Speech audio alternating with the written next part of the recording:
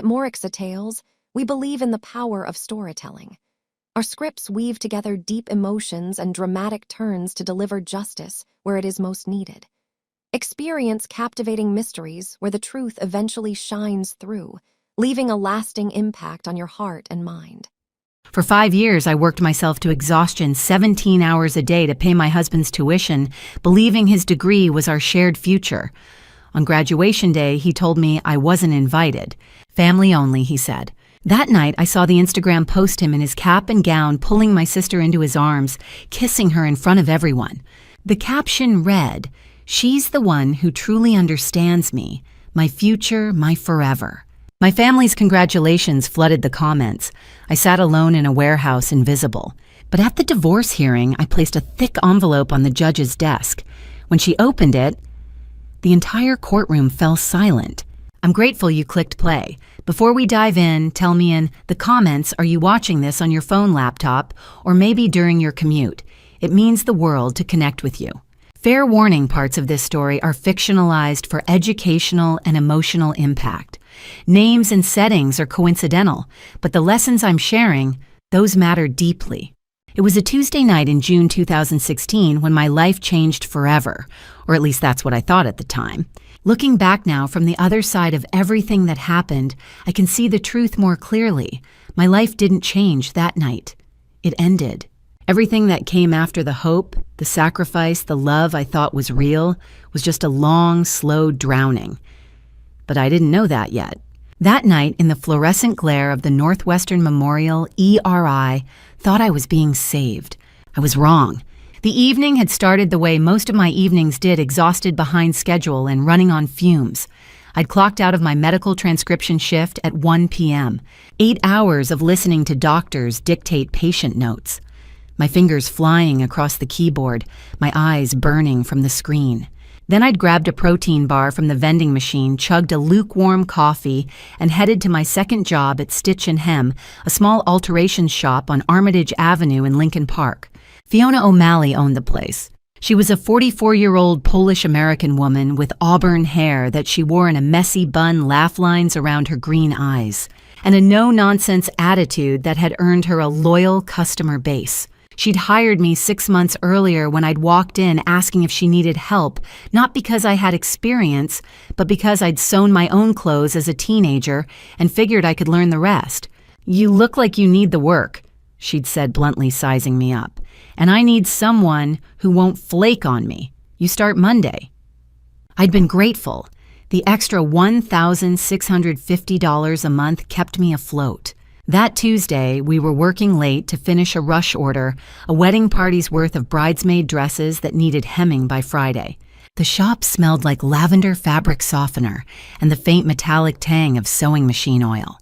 Fiona was at the Industrial Singer in the corner, humming along to an old Fleetwood Mac song on the radio. I was hand-stitching a particularly finicky seam on a pale pink chiffon disaster when I heard the crash. I looked up. Fiona was on the floor. "Fiona." I dropped the dress and ran. She was unconscious, her face pale, her breathing shallow. My transcription training kicked in. I'd spent years typing out ER notes, learning medical terminology, absorbing protocols I'd never thought I'd need. I checked her pulse. Rapid but steady. No visible injuries, possible vasovagal syncope, dehydration, or something worse. I grabbed my phone and dialed 911. 911, what's your emergency? My coworker collapsed. She's breathing but unconscious. We're at Stitch & Hem, 1142 West Armitage Avenue, Lincoln Park. The dispatcher kept me on the line, walking me through the steps. 5 minutes later, paramedics arrived. They stabilized Fiona, loaded her onto a stretcher, and asked if anyone could ride along. "I'll go," I said without hesitation. Northwestern Memorial Hospital's ER was a controlled hurricane. Ambulances lined the bay, their lights flashing red and blue against the twilight. Inside the waiting room was packed a crying baby, an elderly man clutching his chest, a teenager with a bloody towel wrapped around his hand. The air smelled like disinfectant sweat and something sharper I couldn't quite place. Fear, maybe. They wheeled Fiona through the double doors into the treatment area. I followed, staying close but out of the way. A nurse in navy scrubs glanced at me. "Are you family?" No, but I'm all she's got right now. The nurse nodded and let me stay. That's when I saw him. He was standing at the nurse's station reviewing a chart, his white coat slightly rumpled, a stethoscope draped around his neck. He had dark hair that looked like he'd run his hands through it, too many times sharp cheekbones, and the kind of focused intensity that made everyone around him seem less important. He was probably around 30, maybe a resident or a senior med student. He looked up and our eyes met. For a moment, the chaos of the ER seemed to quiet. "You came in with the syncope patient?" he asked, walking over. His voice was calm, steady, the kind of voice that made you believe everything would be okay. "Yes, Fiona O'Malley. She collapsed at work. No prior history that I know of. She was fine 1 second, then on the floor the next." He nodded, making notes. "Did she hit her head?" "I don't think so. I got to her pretty fast." "Good, that's good." He extended his hand. "I'm Garrett Ashford, third-year med student. I'll be helping with her workup." I shook his hand. His grip was firm, warm. "Nora Hayes." "You handled that well, Nora. A lot of people panic in situations like this. You stayed calm." I shrugged, suddenly self-conscious. "I work in medical transcription. I've typed enough ER notes to know the basics." He smiled, not a big smile, just a small curve of his lips that somehow made my stomach flip. "Well, your co-worker's lucky you were there." Over the next hour, Garrett checked on Fiona regularly, updating me between patients. Dehydration and low blood sugar likely brought on by skipping meals and working long hours. They gave her IV fluids, ran some labs, and kept her for observation. "She'd be fine. You can go home if you want," Garrett said around 9 p.m. "She's stable. We'll probably discharge her in a couple of hours." "I'll wait," I said. "She doesn't have anyone else." He studied me for a moment, and I felt something shift in the air between us. Not quite attraction, not yet, but something adjacent. Recognition, maybe. Like he really saw me in a way most people didn't. "You're a good friend," he said quietly. "She's a good boss." He hesitated, then pulled out his phone. "Look, this might be completely inappropriate, but can I get your number? I'd like to buy you coffee sometime. As a thank you for keeping your cool tonight. And also because I think you're interesting." I blinked. No one had called me interesting in years. "Sure," I said and rattled off my number. He texted me immediately. "This is Garrett. Coffee tomorrow." I looked up at him, surprised. He shrugged, grinning. "I like to follow through." Later that night, after Fiona was discharged and I'd driven her home and made sure she was settled, I collapsed onto my couch in my tiny studio apartment. My phone buzzed. "Garrett. How about 10 a.m.? There's a good place near the hospital. Dollop Coffee on Michigan." I stared at the message, my thumb hovering over the keyboard. I hadn't been on a date in 3 years. I worked 70 hours a week. I had no time, no energy, no space in my life for someone else. But there was something about him, something steady, something that felt like an anchor in the middle of the chaos I'd been living in. "Me 10 works. See you then." I set my phone down and closed my eyes. For the first time in months, I felt something other than exhaustion. I felt hope. I didn't know then that hope can be the most dangerous thing in the world. That the calmest person in chaos was exactly what he needed. Someone who wouldn't question, wouldn't fight back, wouldn't see the storm coming until it was too late. But I would learn. Over the next 6 months, Garrett became the center of my universe. Not slowly, not cautiously, completely. The way a drowning person clings to a piece of driftwood, the way a starving person hoards bread. I didn't want to learn the lesson that Tuesday night in June had been trying to teach me. I wanted to believe in the version of the story where the exhausted girl meets the charming med student and they build something beautiful together. So that's the story I told myself. Our first real date was in early July, a Saturday afternoon at Millennium Park. Garrett brought a blanket and a beat-up acoustic guitar he'd borrowed from a friend.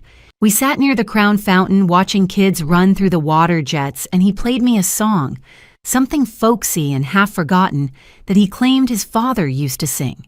His voice wasn't perfect, but it was earnest, and when he looked at me over the body of the guitar and said, "One day I'll take you to Paris," I believed him. We fell into a rhythm after that. Coffee dates before my transcription shifts. Picnics in Lincoln Park on Sundays, the only day I didn't work.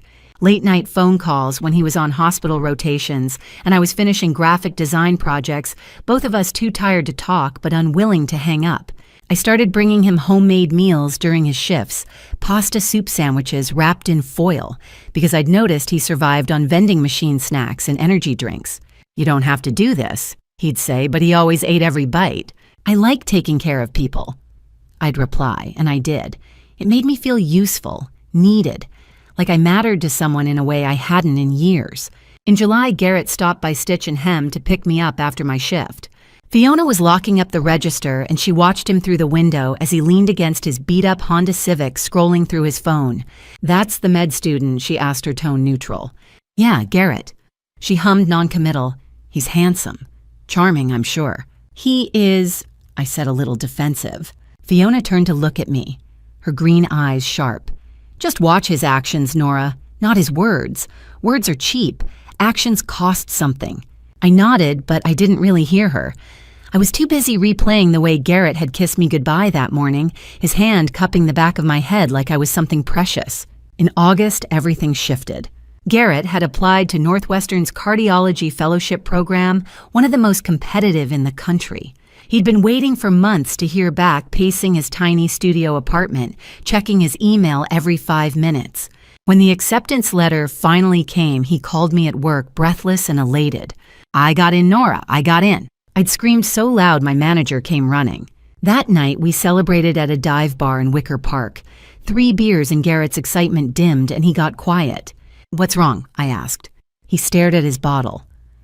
"Tuition is $79,000 a year, plus living expenses, textbooks, fees. It's closer to $98,000 annually. My dad left me $65,000 in student loans when he died, and I've barely made a dent. I don't know how I'm going to swing this." My stomach sank. "Can you apply for loans? I've maxed out federal loans. Private loans would bury me." He looked up, and there was something raw in his face. Vulnerable. "I don't want to give this up, Nora. Cardiology is everything I've worked for." I reached across the table and took his hand. "We'll figure it out." We. He studied me for a long moment, and then he said very quietly, "If you help me get through this, if we do this together, I promise you, it'll be worth it. I'll be making $520,000 a year as an interventional cardiologist. We'll travel, buy a house. You'll never have to work 3 jobs again. We'll have everything." The way he said "we" made something in my chest tighten, like I was part of something bigger than myself, like my exhaustion finally meant something. "How much do you need?" I asked. He did the math on a napkin. 5 years, $395,000 for tuition alone, plus rent, groceries, insurance. Call it $410,000. I did my own math. I was making about $5,200 a month between transcription and graphic design. If I picked up the seamstress job full-time, 3 to 8 p.m. Weekdays plus Saturdays, I could add another $1,650. That's $6,850 a month, $82,200 a year, minus rent, utilities, food. I could cover his tuition. Barely. If I didn't buy anything for myself. If I didn't get sick. If nothing went wrong. "I can do it," I said. Garrett's eyes widened. "Nora, I can't ask you to..." "You're not asking. I'm offering. This is an investment in us." He used that word later, too. Investment. Over and over, like we were a startup company instead of 2 people trying to love each other. On December 3rd, I moved into his studio apartment on North Sedgwick Street in Old Town. It was tiny, 385 square feet, a Murphy bed that folded into the wall, a kitchenette with a 2-burner stove. The windows overlooked a brick alley and the radiator clanked all night. But it was ours. Garrett made dinner that first night, boxed mac and cheese and a rotisserie chicken from Whole Foods. We ate on the floor because there wasn't a table. "Thank you," he said, "for believing in me." "Always," I said, and I meant it. Looking back, I can see the red flags I missed. The way he talked about my steady income more than he talked about my laugh or my kindness or the way I hummed when I sewed. The way he never once suggested he work part-time to ease the burden. The way he called this our dream but never asked if I had dreams of my own. But I didn't see it then. I was too busy holding us both up. I thought I was building our future. I didn't realize I was digging my own grave. January 5th, 2017, the day the first tuition payment was due. The day my new life began.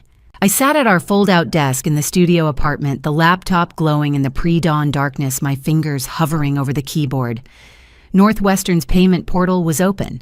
The number at the top felt surreal, $19,750. One semester, 1/5 of 1 year. I entered my routing number, my account number, clicked submit. Payment successful. I refreshed my checking account. The balance dropped from $21,100 to $1,350, $1,350, to last me until the end of the month. Rent was $1,625, utilities another $165. I did the math. I'd be fine, barely. Garrett was still asleep, his breathing slow and even. I closed the laptop and stared out the window at the alley below. The sun wasn't up yet. This was temporary. 5 years. I could survive anything for 5 years. Couldn't I? The new schedule started that week. 4:30 a.m. alarm. No snooze button. Shower in 5 minutes, instant coffee that tasted like burnt rubber. Out the door by 4:50. 5 a.m. to 1 p.m. medical transcription. 8 hours of doctors' voices in my headphones. Patient presence with acute myocardial infarction. Administered nitroglycerin sublingual. My fingers flew. My eyes burned. By noon, my wrists ached so badly I had to stop every 15 minutes to stretch. 1 p.m. lunch break. Protein bar, string cheese, apple, eaten standing at the kitchen counter while I prepped dinner pasta with jarred marinara or chicken breasts I'd bought in bulk and frozen. 2:30 p.m. out the door again. 20-minute CTA ride to Lincoln Park. 3 p.m. to 8 p.m. Stitch and hem. 5 hours of hemming bridesmaid dresses, taking in waistbands, fixing busted zippers. The shop smelled like fabric softener and the sharp chemical tang of dry cleaning fluid. My hands were always covered in tiny pinpricks from the needles, small constellations of red dots across my fingertips. 8:30 p.m. home. Dinner with Garrett if he wasn't at the hospital. Most nights he was. So I ate alone, reheated whatever I'd made, scrolled through my phone while I chewed. 9:30 p.m. to 2 a.m. graphic design. Freelance logo work, web design, the occasional brochure layout. 4.5 hours hunched over my laptop, my neck cramping my back, screaming. 2 a.m. bed. 2.5 hours of sleep if I was lucky. 4:30 a.m. repeat. 16 hours of work, every day, 7 days a week. 112 hours a week. By March, I'd lost 14 pounds. My jeans hung loose on my hips. My face looked hollow in the bathroom mirror, dark circles carved under my eyes like bruises. My hands were dry and cracked the skin around my knuckles, splitting open when I made a fist. Garrett noticed. Sort of. "You should eat more," he said one night, watching me push pasta around my plate. "I'm not hungry." "You're working too hard." I wanted to laugh, to scream, to ask him whose fault that was. But I didn't. I just nodded and said, "It's temporary." In May, Garrett invited me to a med school party. Some classmates' loft in River North, all exposed brick and floor-to-ceiling windows. I almost said no. I had a design project due at midnight, but he looked so hopeful that I caved. I wore a $15 sundress from Target, the nicest thing I owned. Everyone else wore designer labels. The women had perfect blowouts and delicate gold jewelry. I had drugstore mascara and chapped lips. Someone asked Garrett how he was affording school. "Loans," he said smoothly. "And I'm lucky. My girlfriend's been really supportive. Not she's working 3 jobs to pay for this. Not she hasn't bought herself anything in 6 months.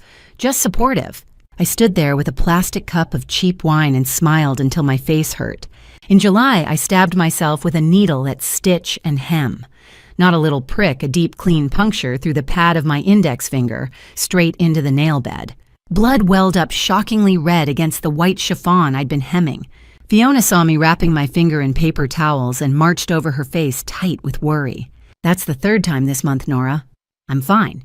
"You're exhausted. You need to quit one of these jobs." "I can't." "You're going to hurt yourself worse than this." I met her eyes. "I can't quit, Fiona. I need the money." She stared at me for a long moment, and I saw something I didn't want to name. Pity, maybe, or fear. "Then at least take Sundays off," she said quietly. I nodded, but I didn't take Sundays off. Because in September, Garrett's attending told him he had to quit his EMT side gig. Too many hours conflict of interest with his clinical rotations. Garrett had been making $18 an hour, 10 hours a week.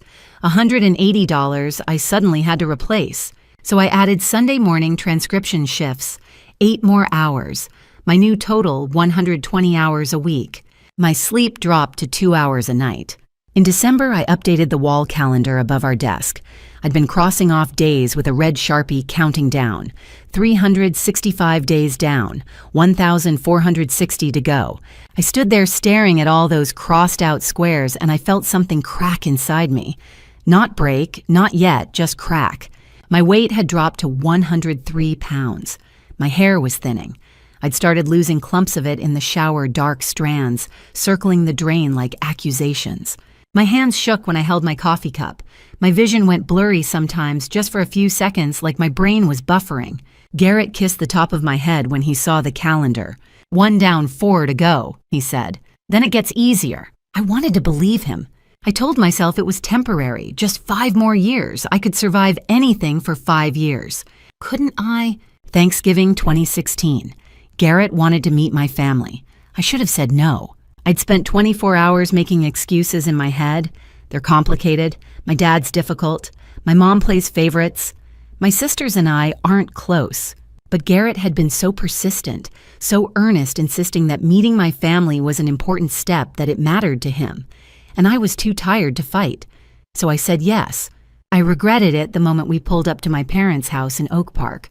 The house was a modest 2-story colonial on a tree-lined street, the kind of place that looked wholesome from the outside white siding, black shutters, a wreath on the front door. Inside, it smelled like roasted turkey and something sour I couldn't quite place. Disappointment, maybe. I'd brought a homemade pumpkin pie, the crust crimped by hand at 2 a.m. the night before because I couldn't show up empty-handed.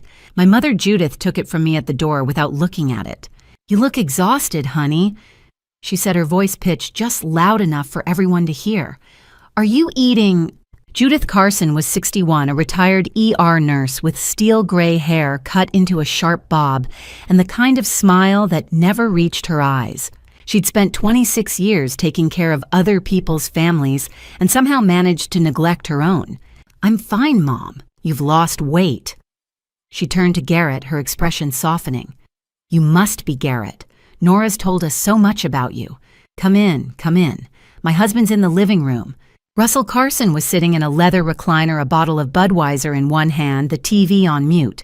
He was 64, broad-shouldered and thick around the middle, with a shaved head and the kind of presence that filled a room.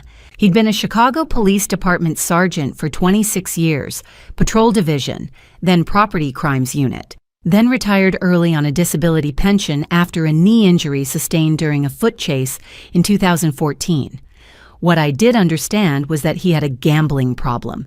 Horses mostly. Sometimes poker. He'd blown through my college fund when I was 17, and I'd been working ever since. He stood when we walked in, shook Garrett's hand with the grip of a man who wanted to establish dominance. "So, you're the med student," Russell said. "Yes, sir, 2nd year, Northwestern." Russell nodded slowly, sizing him up. "That's a good school, expensive." "It is," Garrett agreed. "How are you paying for it?" I felt my stomach twist. "Dad, just asking a question, Nora." Russell's eyes didn't leave Garrett's face. "I'm curious how a young man affords a school like that." Garrett smiled, easy and confident. "Loans mostly, and I've been lucky. Nora's been incredibly supportive." There it was again. Supportive.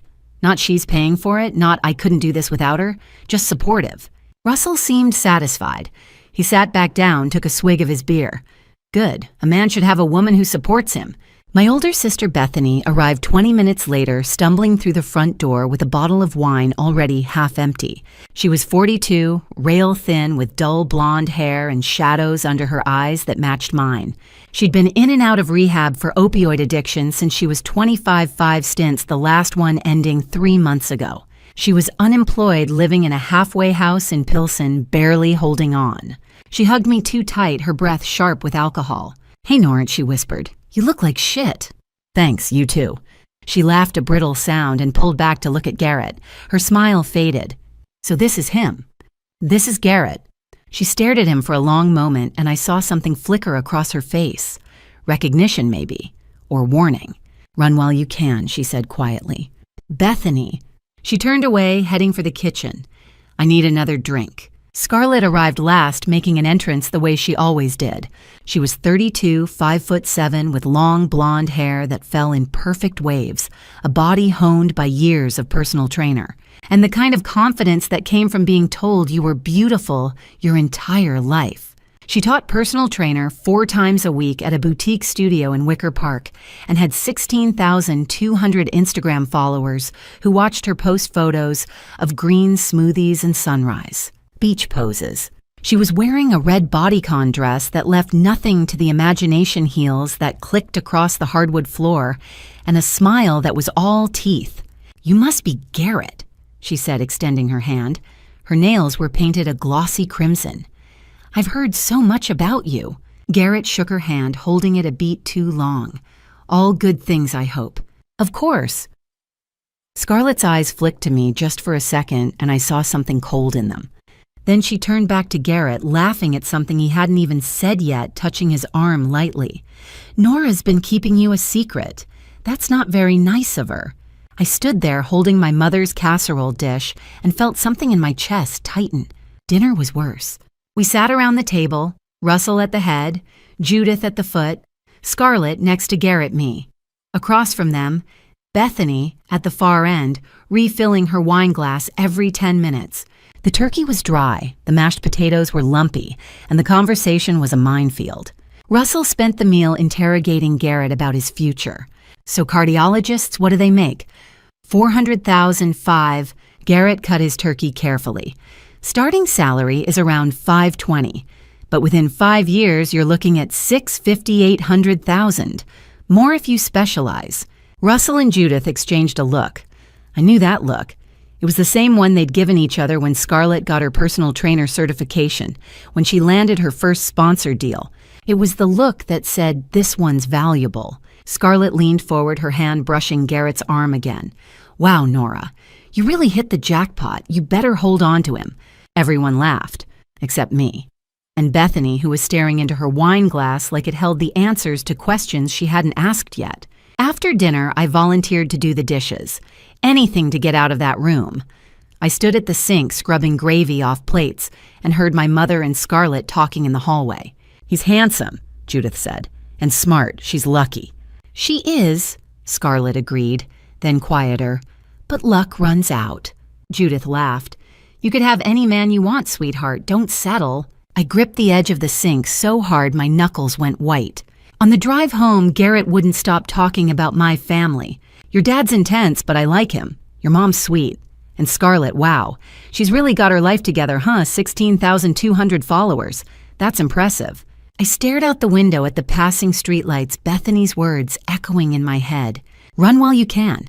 I told myself she was drunk, paranoid, wrong. I wish I'd listened. 2017 was the year Garrett stopped pretending to be grateful. It wasn't sudden. It was a slow fade like a photograph left in the sun too long. The thank yous became fewer. The kisses became perfunctory. The I love you became, I appreciate what you're doing, then nothing at all. I told myself it was medical school stress. But deep down, I knew the truth. He'd gotten what he needed. I was just infrastructure now. Valentine's Day arrived on a Tuesday. I worked all 3 jobs and saw Garrett for 45 minutes. I'd spent $22 I didn't have on a Target necklace, a delicate silver chain with a tiny heart. I left it on the counter with a note, Happy Valentine's Day. I love you. When I came home at 9, the necklace was still there, unopened. Garrett was on the couch studying. Did you see the gift? I asked. He glanced up. Oh yeah, thanks. You didn't open it. I've been busy, Nora. Look, Valentine's Day is kind of a made-up holiday. We'll do something this weekend. Go to Alinea or Girl and the Goat. Those places cost $200 per person. I had $38 until Friday. Maybe somewhere more casual. His jaw tightened. Forget it. We don't have to do anything. He went back to his textbook. He never got me anything. Not a card, nothing.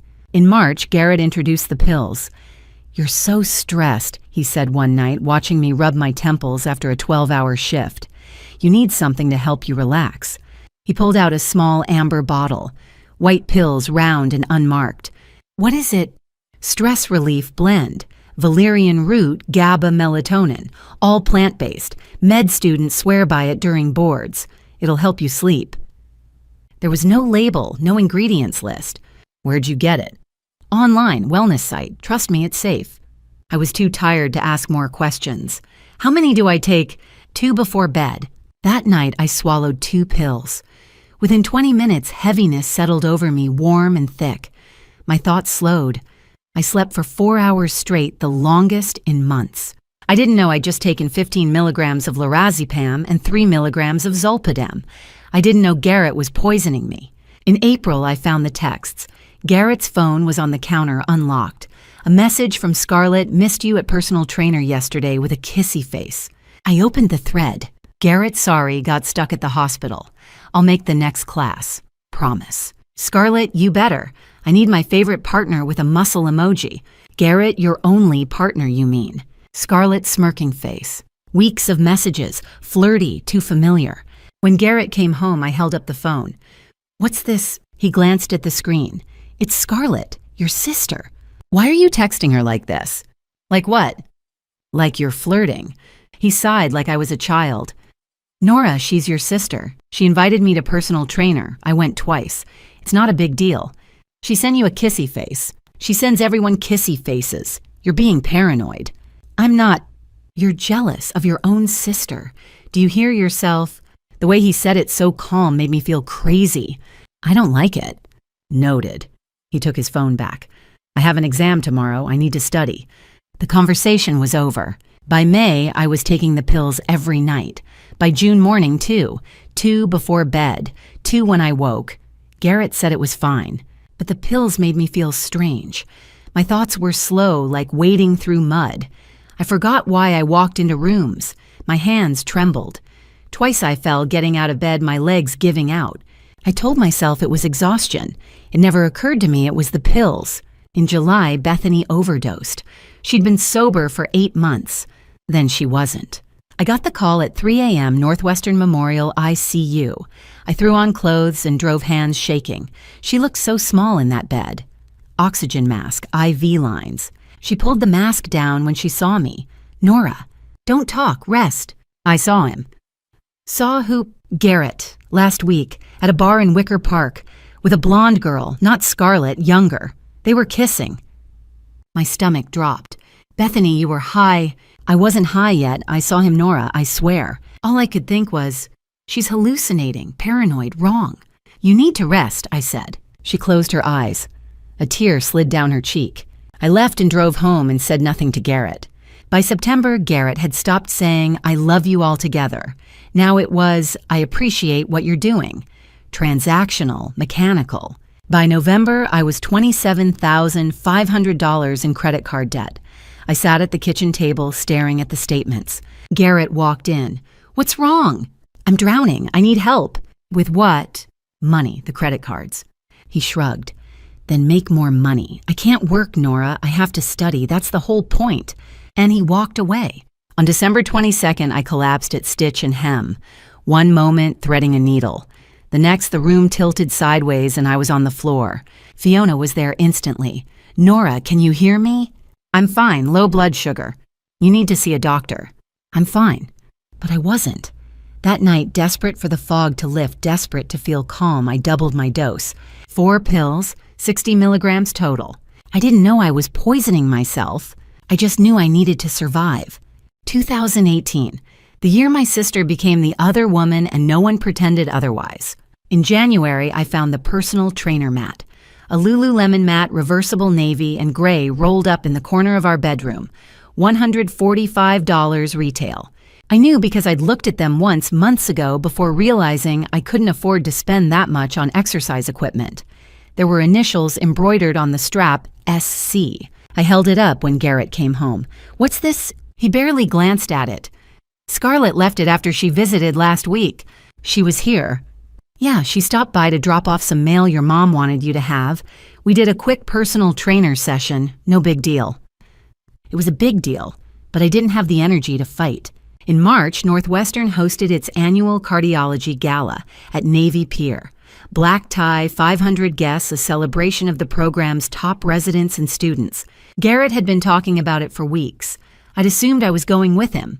I'd even looked at dresses online, trying to figure out which one I could afford if I put it on a credit card. 2 days before the event, Garrett told me I wasn't invited. "It's just 1 ticket per student," he said. "And honestly, the plus one sold out 3 months ago. I tried to get you in, but you're too exhausted to enjoy it anyway.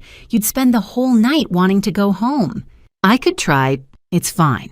I'll go network and be back by midnight. You should rest."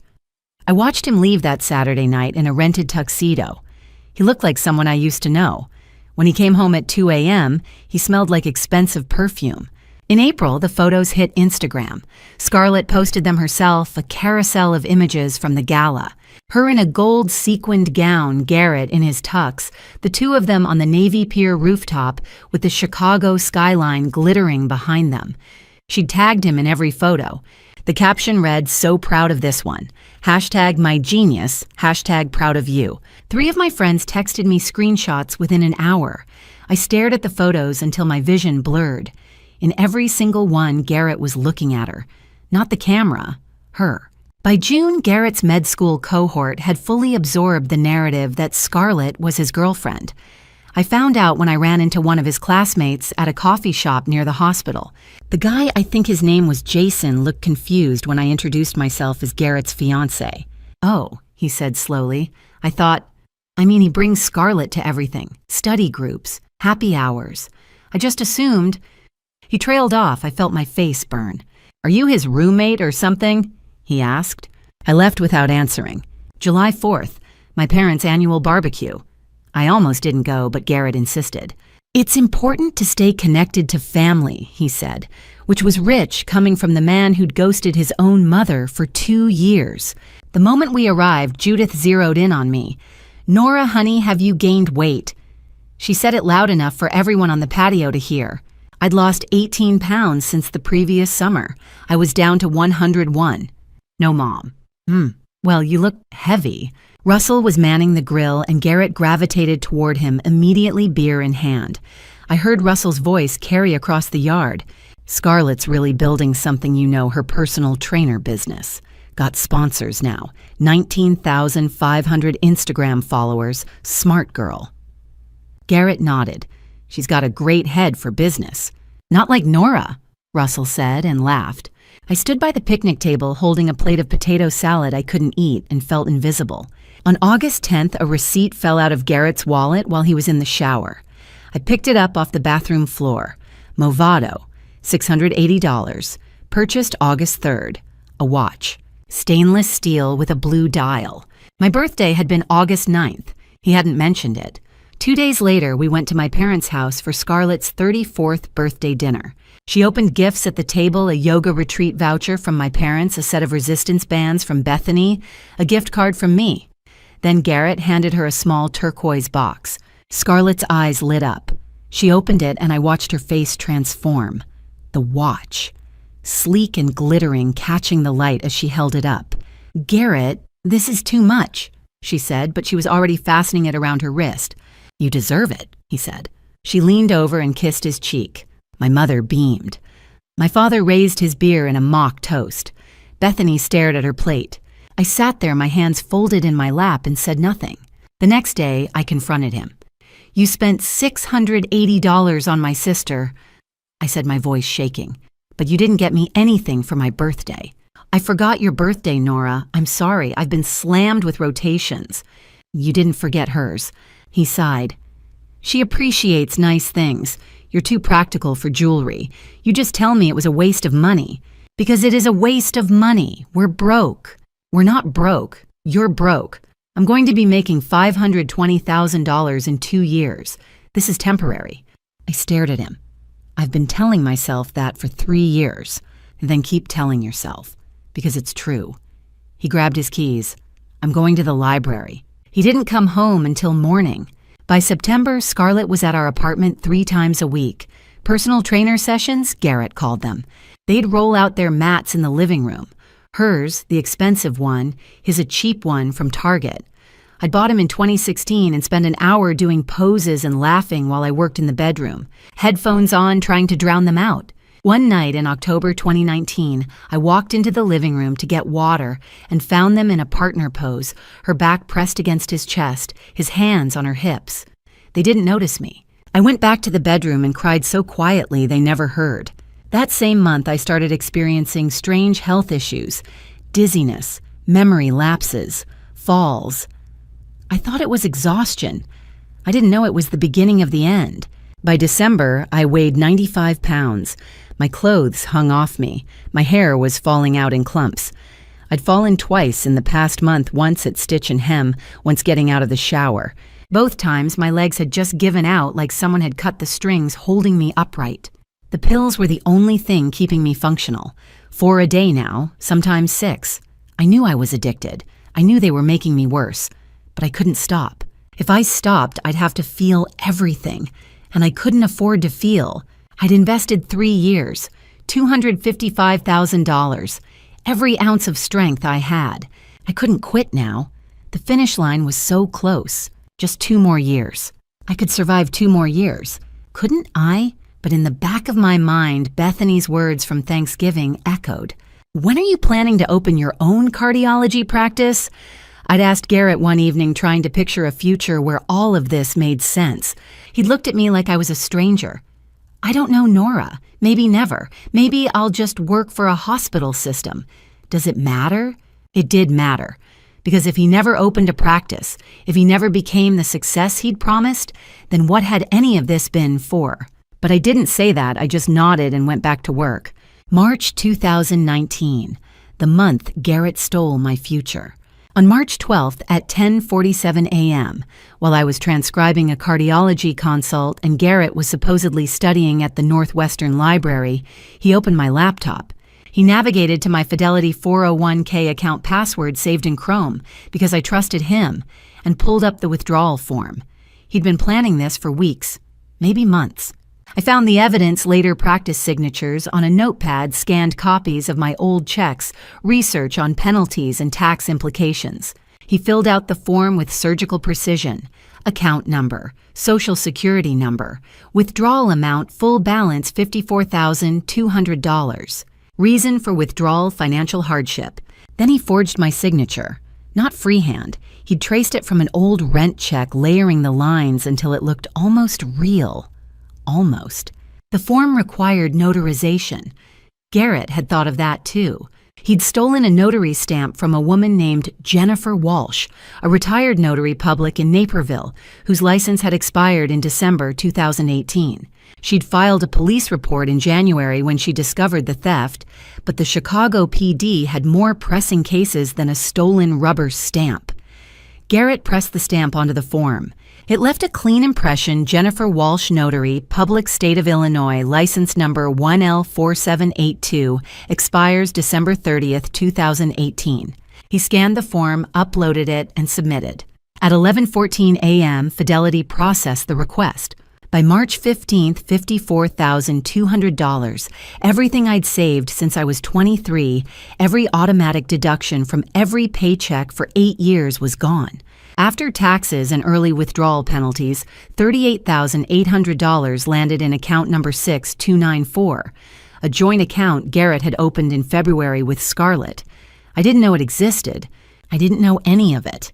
I was at Stitch and Hem that day, hemming a wedding dress, my hands shaking so badly I had to redo the same seam 3 times. I thought it was the pills. I thought it was exhaustion. I didn't know my future had just evaporated while I sewed someone else's happily ever after.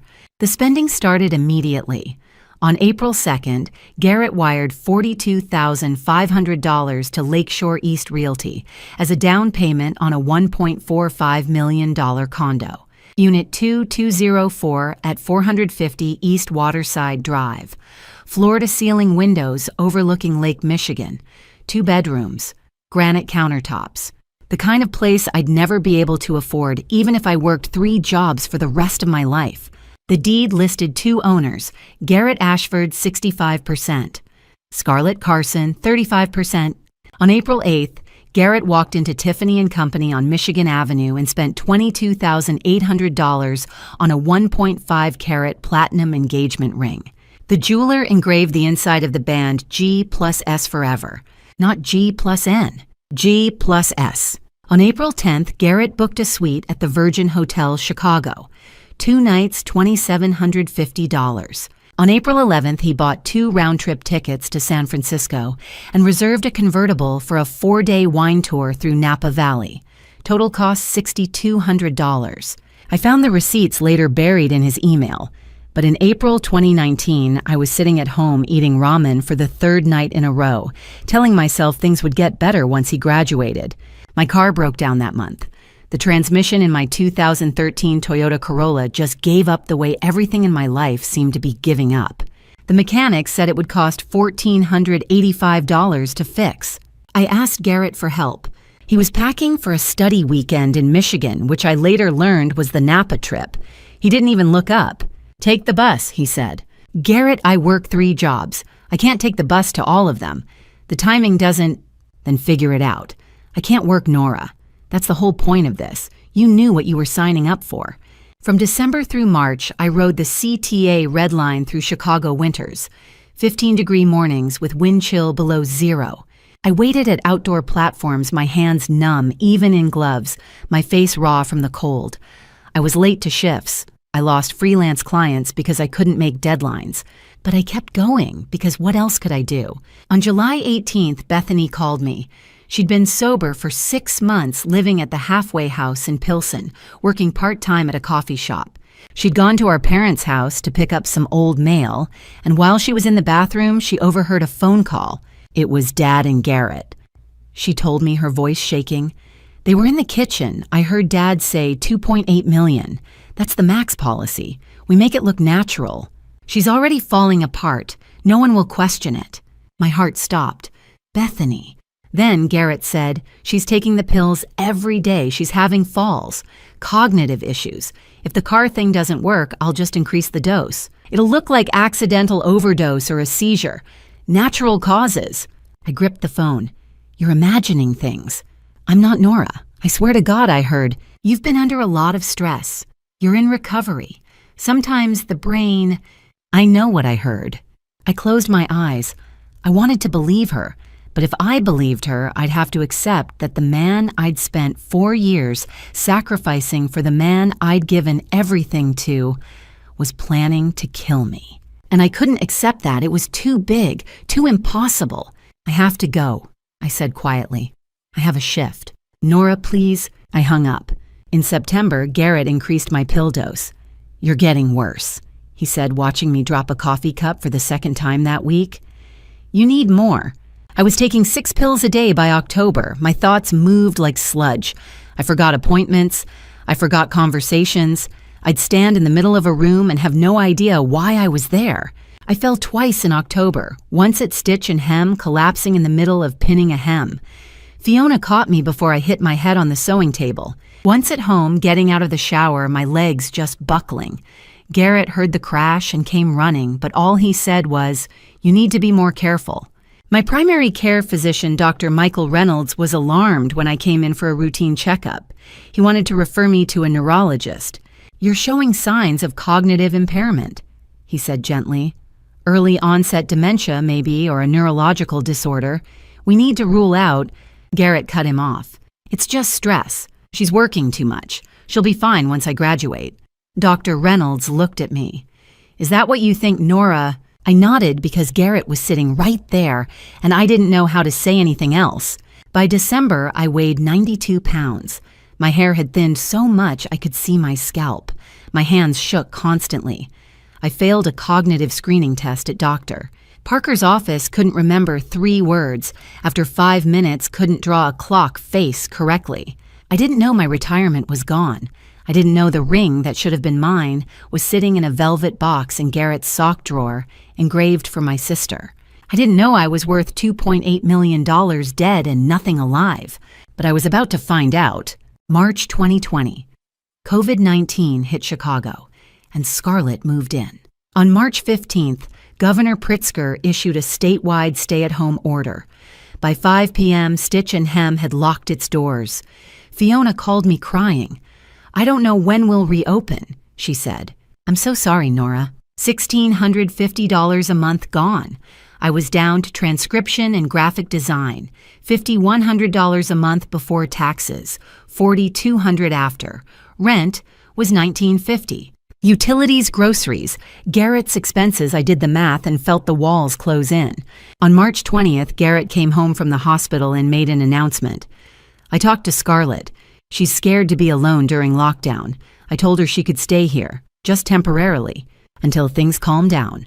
I stared at him. Here, we have 2 bedrooms now. We'd upgraded from the studio to a 2-bedroom in late 2019. I'd assumed it was because Garrett needed study space. Now I understood. He'd been planning this. She'll take the guest room. It's the right thing to do, Nora. She's family. Scarlett arrived that night with 3 suitcases and a personal trainer mat. By April, she'd taken over. She woke at 6:30 every morning and did personal trainer in the living room from 7 to 8, the exact space where I'd set up my transcription workstation. I'd sit in the bedroom with my laptop balanced on my knees, trying to hear doctors' dictations through the wall, while Scarlett played meditation music and Garrett joined her for partner poses. She cooked elaborate meals, shakshuka for breakfast, grain bowls for lunch, seared salmon for dinner. Garrett would sit at the kitchen counter, watching her, laughing at her stories about her Instagram followers, asking her about recipe ideas. I'd reheat leftovers alone in the bedroom, scrolling through my phone, pretending I didn't exist. She posted photos constantly, the 2 of them in tree pose, hands pressed together, the 2 of them cooking flour on their noses, the 2 of them on the apartment balcony at Sunset Lake, Michigan, glittering behind them. Captions like "grateful for this time together" and "finding peace in the chaos" with a red heart emoji. Her follower count climbed, 28,500, 34,000. My friends stopped texting me. What was there to say? In June, I checked our joint bank account, the one Garrett and I used for shared expenses, and found a $52,000 wire transfer to an account I didn't recognize. The memo line said family loan. I confronted Garrett. "What's this?" "Your parents needed help, your dad's gambling debts. I helped them out." With $52,000, they're family, Nora, and it's temporary. They'll pay me back. They wouldn't. I knew they wouldn't. And I'd find out later that the money came from my stolen 401k funneled through Garrett and Scarlett's account. But in June 2020, I was too exhausted to fight. July 28th was Scarlett's 33rd birthday. Garrett woke up early and baked her a chocolate cake from scratch. He went to Target, risking COVID exposure, to buy her a $340 Lululemon gift, set leggings, sports bras, a matching headband.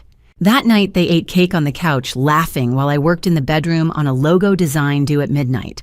2 days later, July 30th, was my 34th birthday. No one mentioned it. Not Garrett, not Scarlett, not my parents.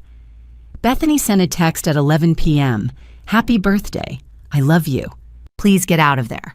I turned off my phone and cried into my pillow so quietly they didn't hear. September brought a fragile routine. Bethany, 18 months sober, video called me every Sunday.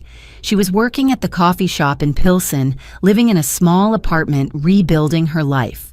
Every call she begged me to leave. "Nora, he's killing you. He's not. Look at yourself. You're disappearing."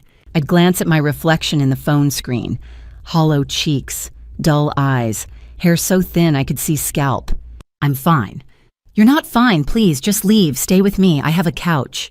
"I can't. I've put in 4 years. I'm so close. Close to what, your funeral?" I'd hang up. And the next Sunday, we'd do it again. In November, I heard them through the bedroom wall. It was late past midnight. I'd been working headphones on, but I'd paused to stretch my neck. That's when I heard it. Her voice. His voice. The unmistakable rhythm of intimacy. I sat frozen at my desk. I should have confronted them. I should have screamed. I should have packed a bag and left. Instead, I put my headphones back on, turned the volume up, and kept working. In December, Garrett stopped pretending. "I need space," he told me one night. "This isn't working. I'm going to sleep in the living room for a while." The living room had a pull-out couch. Scarlett was already sleeping there in the guest room 10 feet away. Within a week, I heard them in there together. The door closed. The lock clicked. I became a ghost. I worked in the bedroom from 5 a.m. to 2 a.m., door shut, headphones on, surviving on protein bars and instant ramen. I saw them maybe 20 minutes a day in passing in the kitchen. Scarlett would smile at me, bright and false. Garrett wouldn't make eye contact. By December, I weighed 89 pounds. My hands shook so badly I could barely type. I'd forget words mid-sentence. I fell twice a week, my legs just giving out.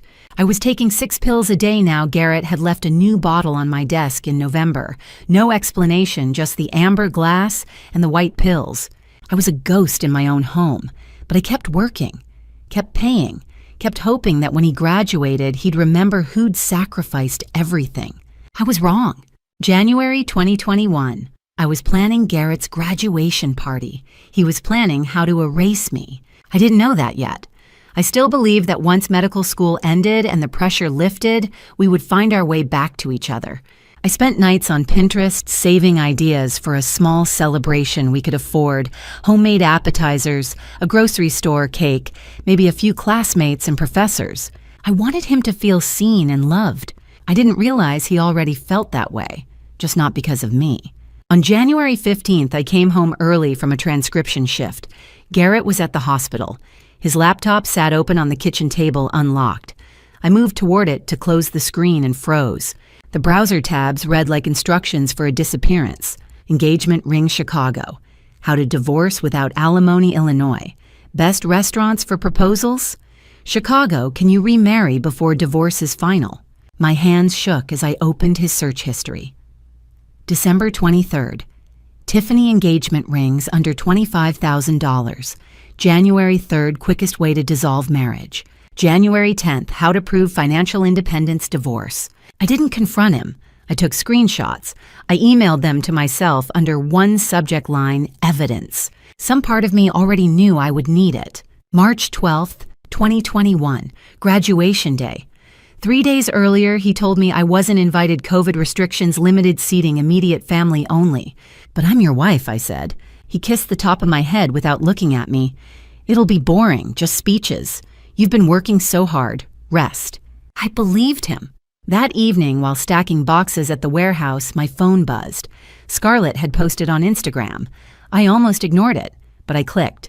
Garrett stood in his cap and gown on the steps of Northwestern's main auditorium, his arm wrapped around Scarlett's waist. She wore a champagne-colored dress, flawless hair, perfect makeup. They were smiling like newlyweds. The caption read, "So proud of my doctor. Can't wait for forever. Future Mrs. Ashford. Soulmate energy." I read it 3 times. I scrolled. My mother commented, "Finally our family has a real success story. 3 hearts. My father, power couple. Next photo, champagne flutes at a restaurant. Next, Scarlett's hand on Garrett's chest. On her ring finger, a diamond. Large. Brilliant." I zoomed in. The engraving was visible. G+S forever. My phone slipped from my hands onto the warehouse floor. I told a coworker I was fine. I wasn't. I drove home and opened Garrett's laptop again. I searched his email Tiffany receipt. April 8th, 2019. Amount $22,800. Photo attached. Platinum band. 1.5 carat diamond. Engraving G+S forever. Delivery April 15th, 2019. 2 years ago. While I was working 3 jobs to cover tuition. While I ate ramen so he could buy organic groceries. While stress made my hair fall out in the shower. I kept digging. Virgin Hotel Chicago. April 2019. King Suite. $2,750. Our joint credit card statement showed the charge. He had told me it was a medical conference. There were Napa Valley wine tours, flights to San Francisco, rental cars. Every dollar had come from me. When Garrett came home that night, I was sitting on the floor with his laptop open. "How was the ceremony?" I asked. "Boring," he said. "Congratulations on your engagement." He stopped. I showed him Scarlett's post. He laughed. "It's not an engagement, it's a promise ring. Don't be dramatic. A $22,800 promise ring. You're going through my emails, that's a violation of privacy. You used our joint card for Napa with my sister. We weren't really together, Nora. We've been roommates for years." Roommates. He softened his tone. Scarlett understands my career. She supports me. You're always exhausted, bitter. I need a partner who can keep up. I whispered, get out. It's legally my apartment too, he said. We'll talk divorce next week. He left to stay at my parents' house. Scarlett was already there. That night, she posted another photo in my parents' driveway. Caption home is wherever you are. I didn't cry. Something inside me turned to steel. On May 1st, Garrett matched into Northwestern's interventional cardiology residency, $85,000 starting salary. He moved into a Lakeshore East condo with Scarlett. She posted a video tour marble countertops, lake views, floor-to-ceiling windows. He blocked my number. I went to the building once. The doorman refused entry. You're not on the approved list. I went back to the apartment I could no longer afford and sat in the dark. I thought betrayal was the worst of it. I was wrong. September 14th, 9:47 a.m. While I was working, Garrett logged into Mid-America Life Insurance. He pulled up the term policy he had taken out on me 3 years earlier, $850,000 coverage. He modified it. New payout, $2.8 million. New beneficiary, Carson Family Trust. Update submitted and approved the same day. That morning at 6:15 a.m., security footage at 450 East Waterside Drive showed Garrett entering the garage. He crouched beside my 2013 Toyota Corolla for 25 minutes. He wore gloves. He had wire cutters. He severed 90% of the brake lines front and rear, clean cuts hidden from casual view. Then he walked away. September 15th. I was driving south on Lakeshore Drive near Oak Street Beach. I pressed the brake pedal. Nothing. I pressed harder. The pedal hit the floor. Concrete barrier ahead. Cars on both sides. I pulled the emergency brake. The car fishtailed, skidded, and slammed into the barrier at 35 miles per hour. The airbag exploded. I tasted blood. Sirens. Then the ER at Northwestern Memorial, the same hospital where I'd met Garrett years earlier. A nurse updated my chart. You're lucky, she said. No major injuries. She paused, glancing at the screen. Your husband updated your life insurance yesterday. Good timing, huh? It's $2.8 million now. My stomach dropped. Can you print that for me? She did. Policy number. Payout $2,800,000. Beneficiary Carson Family Trust. Date modified September 14th, 2021. One day before my brakes failed, I lay back on the hospital bed holding the paper in my shaking hands. He hadn't been planning to leave me. He had been planning to bury me. Summer 2021. The mask was slipping, and I was starting to see the truth.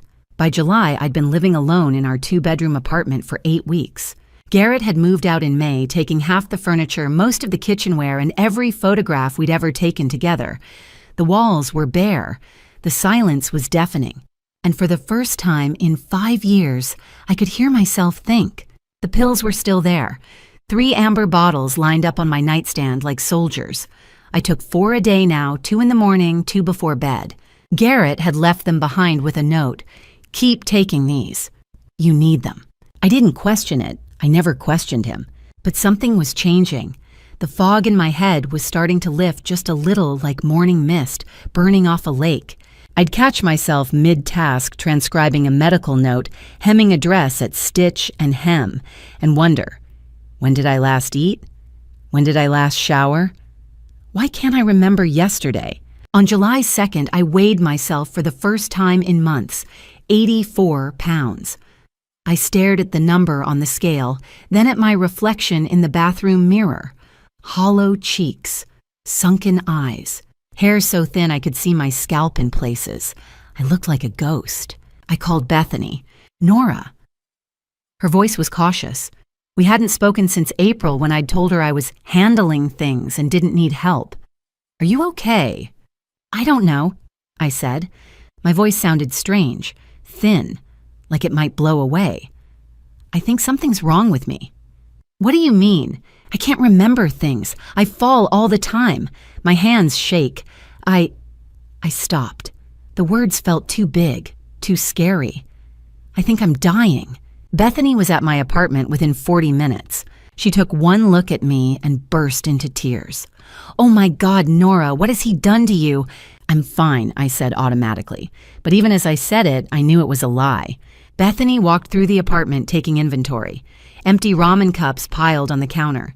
Dishes in the sink crusted with week-old food, laundry heaped on the bedroom floor, and the pills.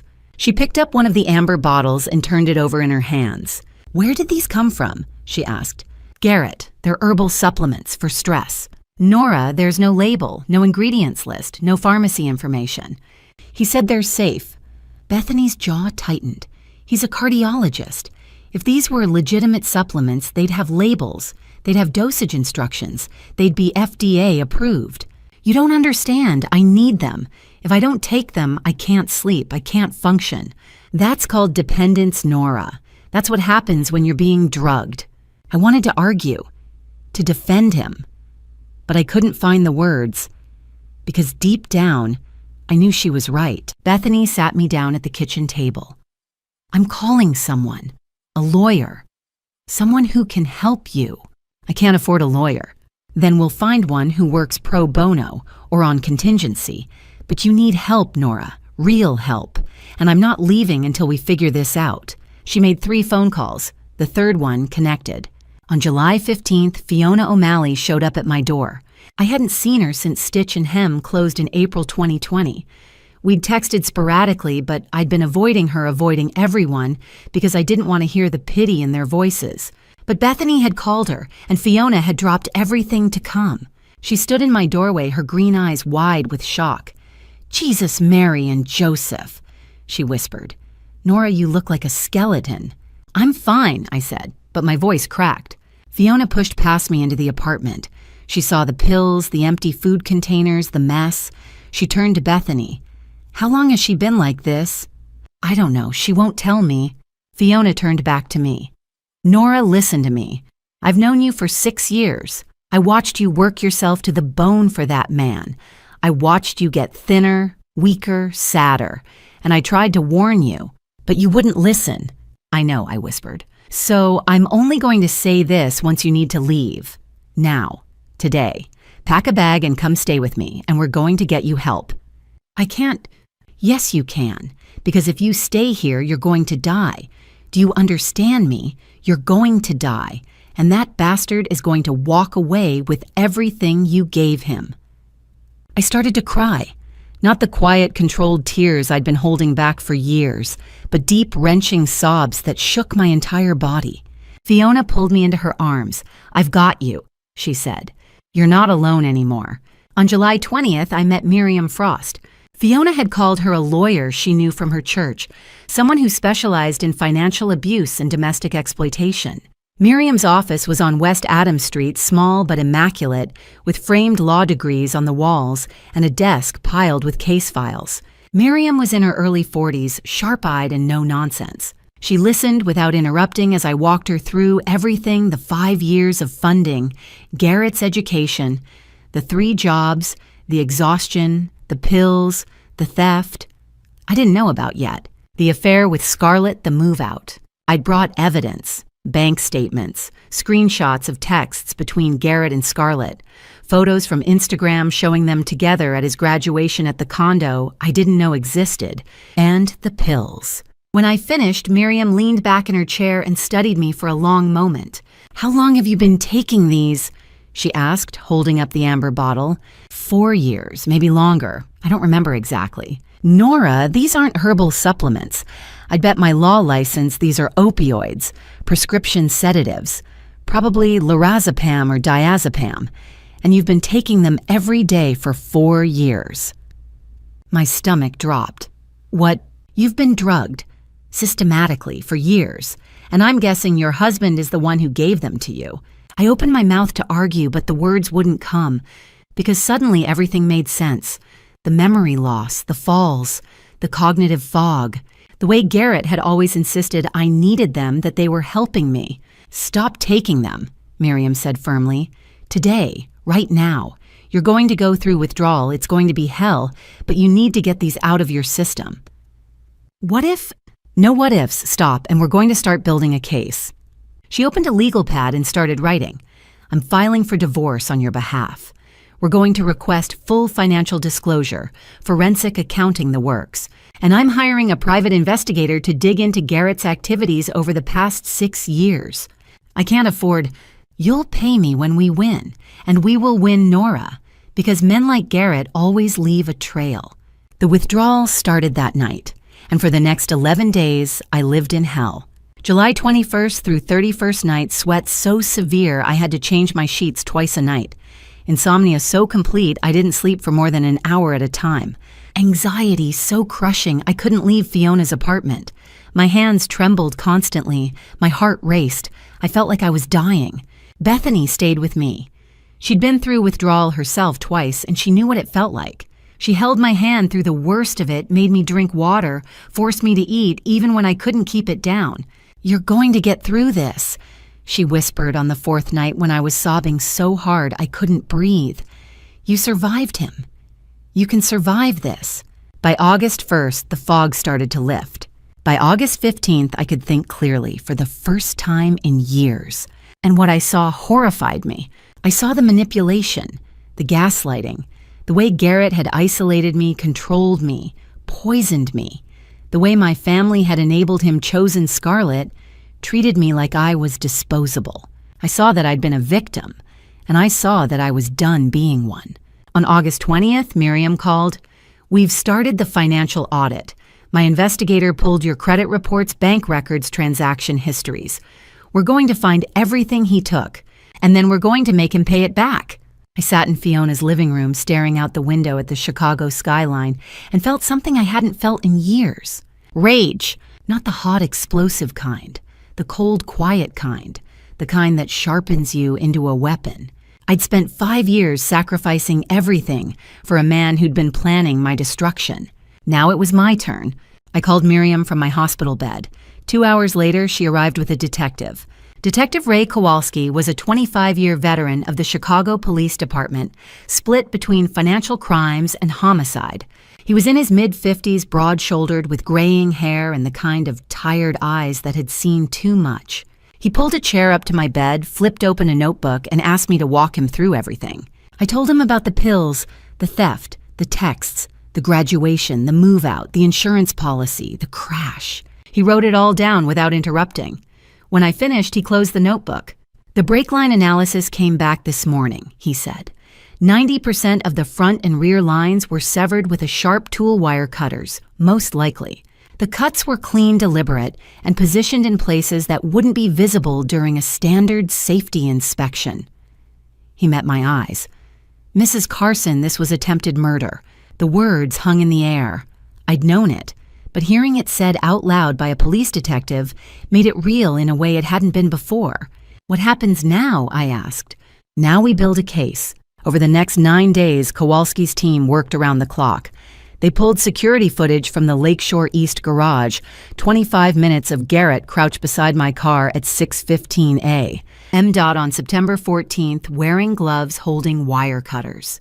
They interviewed Howard Fleming, the insurance agent at Mid-America Life, who'd flagged the policy as suspicious and reported it to the Illinois Department of Insurance. They traced financial records, phone logs, text messages, and they found the 401k. On September 26th, Miriam asked me to come to her office. I'd been discharged from the hospital 4 days earlier and was staying at Fiona's apartment in Lincoln Park, sleeping on her couch, trying to figure out how to exist in a world where my husband had tried to kill me. Miriam's desk was covered in binders. She gestured for me to sit. "We found it," she said. "Found what?" "Your retirement account, or what's left of it." She opened a binder to a printout of my Fidelity 401k statement. March 11th, 2019. Balance, $54,200. March 16th, 2019. Balance 0. My stomach dropped. "What?" "Garrett forged your signature on a withdrawal form. He used a notary stamp stolen from a woman named Jennifer Walsh, a retired notary in Naperville, whose license expired in December 2018. He submitted the form online and Fidelity processed it. After penalties and taxes, $38,800 was wired to account number 6294, a joint account he'd opened with Scarlett in February 2019. She flipped to another page, a bank statement, transactions highlighted in yellow. April 2nd, 2019, $42,500 wire to Lakeshore East Realty. Down payment on the condo. Another page. April 8, 2019, $22,800 charge at Tiffany & Company. Engagement ring. Receipt shows an engraving, G+S forever. Another page. April 10th through 14th, $6,200. Virgin Hotel Chicago United Airlines, Napa Valley Wineries. I stared at the pages. My hands were shaking. He used my retirement money to buy a condo with my sister, to buy her an engagement ring, to take her on vacation. Yes, and I didn't even know it was gone. Miriam's voice softened. You were being poisoned, Nora. You weren't thinking clearly. That was the point. The next day, September 27th, Miriam and Detective Kowalski drove to Naperville to interview Jennifer Walsh. She was a 74-year-old woman who'd worked as a notary for 40 years before retiring in 2017. In December 2018, someone had broken into her home office and stolen her notary stamp, along with several blank notarization forms. She'd filed a police report on January 18, 2019, Chicago PD case number 2, 019-0053147. I never notarized any document for a Nora Carson, Jennifer told them. I didn't even know that name until you called me. On September 28th, a handwriting analyst with the Illinois State Police compared the signature on the 401k withdrawal form to samples of my real signature. Her report was unambiguous. The signature in question was traced not written naturally. Pressure points are inconsistent with authentic handwriting. This is forgery. On October 10th, the toxicology report came back. Dr. Raymond, a forensic toxicologist with the Illinois State Police, had analyzed the pills from the amber bottle. Each tablet contains 10 milligrams of diazepam and 2 milligrams of alprazolam, he wrote. Both are prescription opioids classified as controlled substances under federal law. There are no herbal ingredients present. Prolonged use at this dosage would cause severe cognitive impairment, memory loss, physical dependence, and increased risk of falls and accidental injury. Administering these substances to an individual without a prescription constitutes criminal poisoning under Illinois Statute 720 LCS 5/12-3.2. Miriam added the report to the binder. On October 12th, she compiled a list of witnesses willing to testify Bethany, who'd overheard the murder for insurance plot in July 2019. Fiona, who'd watched me deteriorate over 5 years and could speak to my character and work ethic. Doctor. Michael Reynolds, my primary care physician, not the toxicologist who documented my cognitive decline and urged a neurology referral. Jennifer Walsh, who'd confirmed the stolen notary stamp. Howard Fleming, the insurance agent who'd flagged the suspicious policy. Miriam closed the binder and looked at me. We have enough to bury him, she said. Attempted murder, conspiracy, insurance fraud, forgery, identity theft, poisoning. The evidence is overwhelming. Then why do you look worried? I asked. She smiled. It wasn't a happy smile. It was the smile of a chess player who'd just seen the endgame. Because juries are unpredictable. Defense attorneys are clever, and Garrett will have money for a good lawyer probably using funds he stole from you. We need one more thing to make this airtight. What? A confession. He'll never confess. He will, Miriam said, if we make him think he's getting away with it. She leaned forward, and I know exactly how to get it. Before I show you the moment Garrett realized he'd been caught, drop a number in the comments. 1, if you think he deserves life in prison. 2, if you think the sentence was fair. Or 3, if you think he'll get away with it. I need to know you're still here. Quick heads up, parts of this story blend truth with fictionalized elements for emotional impact. If that's not for you, feel free to click away now. November 2021, Miriam filed for divorce on my behalf, and then she set the trap. On November 5th, the petition was filed with the Cook County Circuit Court. Case number 2021-D-09523. Grounds fraud, abandonment, attempted murder pending criminal charges. Demands 100% of marital assets, full restitution of $54,200 attorney fees. 2 days later, Garrett retained a lawyer. Wesley Blackwell was one of Chicago's most expensive defense attorneys, $925 an hour, a corner office in the Loop, a reputation for getting guilty men acquitted. He called Miriam on November 12th. "My client wants to settle this quickly," Blackwell said. "He can't afford a public trial. What's your number?" Miriam let the silence hang for a beat. Then she said, "Tell him we'll consider mediation if he transfers the Lakeshore East condo to Mrs. Carson and signs a non-disclosure agreement. In return, we'll drop the criminal referral." It was a lie. She'd already submitted evidence to the Cook County State's attorney 3 weeks earlier, but Garrett didn't know that. Blackwell called back within an hour. "He'll do it." Mediation was scheduled for December 15th at 9:30 a.m. Miriam spent the days leading up to it coaching me. "You need to look broken," she said, "defeated, like you're giving up, like you just want this to be over." "I don't have to act," I said. "Good, use that." The morning of the 15th, I wore an old sweater and jeans that hung loose on my frame. No makeup. Hair pulled back in a messy ponytail. I walked into the conference room at Miriam's office with my shoulders hunched, my eyes on the floor. Garrett was already there, sitting across the table with Wesley Blackwell and a neutral mediator. He wore a charcoal suit I'd never seen before. He looked healthy, confident, like a man who'd already won. When I sat down, he didn't even glance at me. Miriam opened with a statement. "Mrs. Carson has endured 5 years of financial exploitation and emotional abuse. She funded Dr. Ashford's medical education at great personal cost. She's willing to settle this matter quietly if Dr. Ashford is willing to make reasonable concessions." Blackwell leaned back in his chair. "My client is prepared to be generous. But let's be clear, this marriage failed because both parties contributed to its decline, Doctor. Ashford worked tirelessly to build a career that would benefit them both. Mrs. Carson's financial difficulties are not his responsibility." I kept my eyes down. Let them think I was beaten. The mediator walked us through the proposed settlement. Garrett would transfer full ownership of the Lakeshore East condo, current market value, $1.68 million, outstanding mortgage, $1.25 million. Equity, approximately $560,000 to me.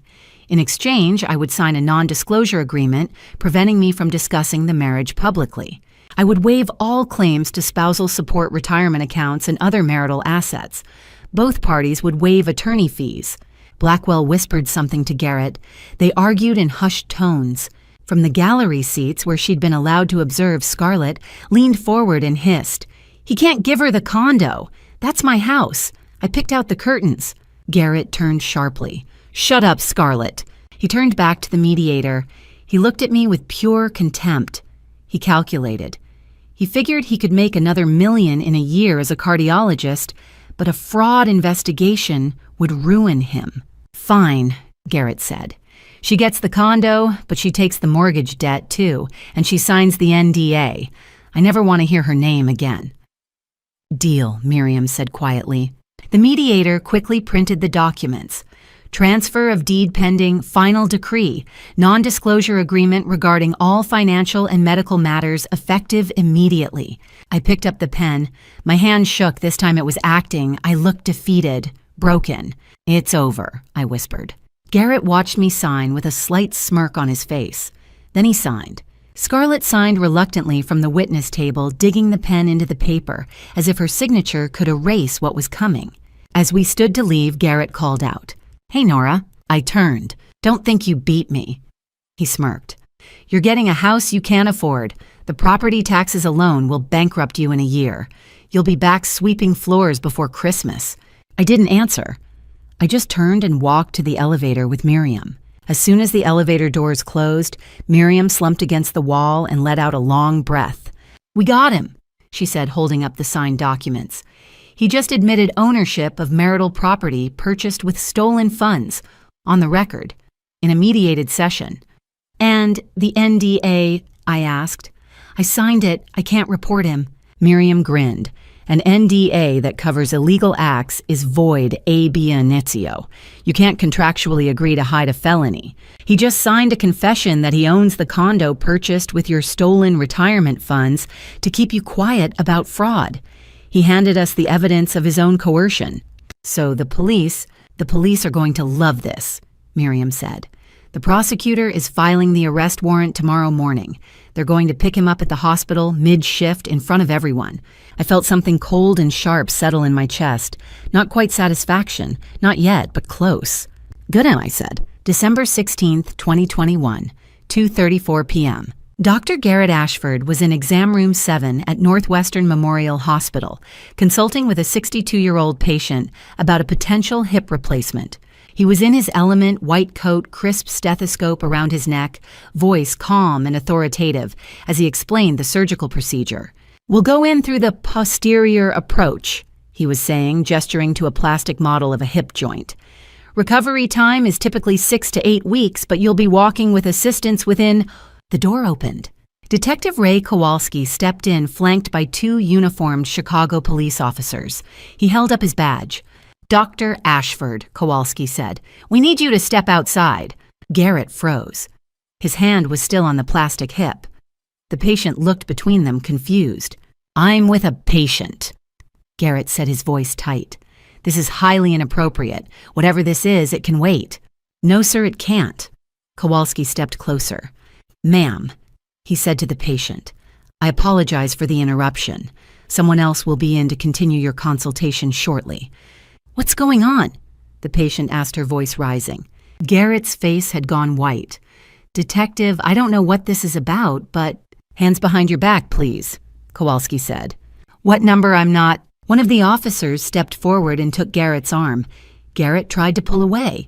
"Get your hands off me. I'm a doctor. I have surgeries scheduled. You can't just—" "Doctor Garrett Ashford," Kowalski said, his voice cutting through the noise like a blade.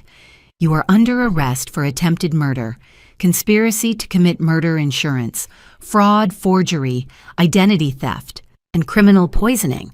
The patient gasped. The officer spun Garrett around and snapped handcuffs onto his wrists. The metal click echoed in the small room. "You have the right to remain silent," Kowalski began. "Anything you say can and will be used against you in a court of law. You have the right to an attorney. If you cannot afford an attorney, one will be appointed to you." Garrett's voice came out strangled. "This is insane. I didn't do anything. This is my wife. She's lying. She's manipulative. Save it for your lawyer," Kowalski said. "Let's go." They led him out of the exam room. The hallway was full of people, nurses, residents, attending physicians, patients in wheelchairs and hospital gowns. Everyone stopped and stared as Dr. Garrett Ashford, the hospital's rising star, the brilliant young cardiologist who'd been featured in the Chicago Tribune just 3 months ago, was walked through the corridor in handcuffs.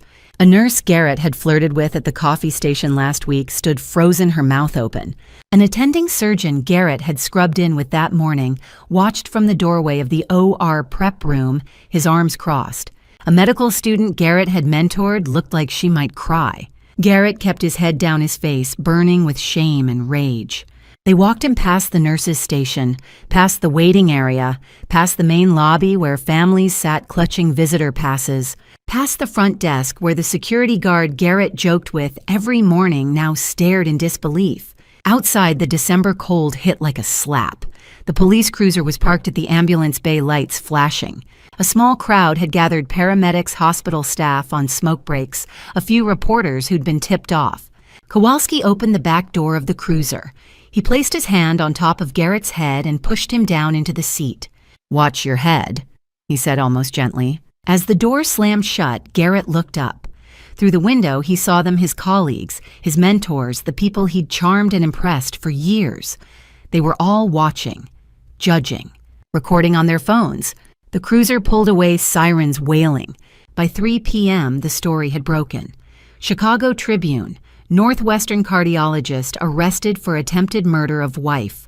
WGN News, prominent surgeon accused of poisoning, spouse to collect $2. $8 million insurance payout. By 5 p.m., the hospital had released a statement. Dr. Garrett Ashford has been placed on immediate unpaid suspension pending the outcome of criminal proceedings.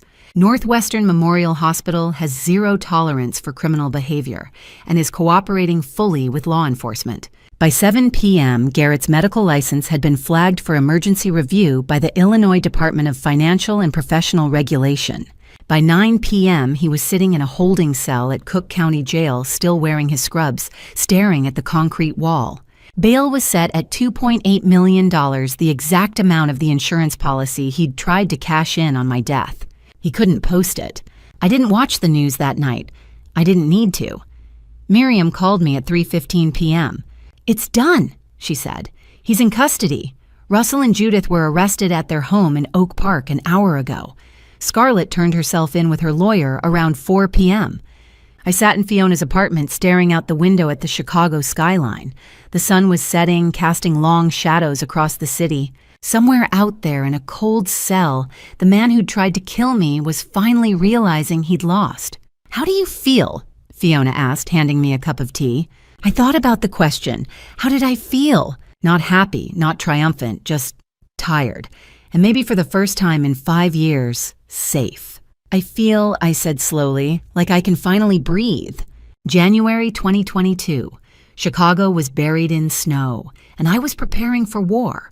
On January 3rd, the Cook County Grand Jury returned indictments. 6 felony counts against Garrett Ashford attempted murder in the first-degree conspiracy to commit murder insurance, fraud, forgery, identity theft, and criminal poisoning.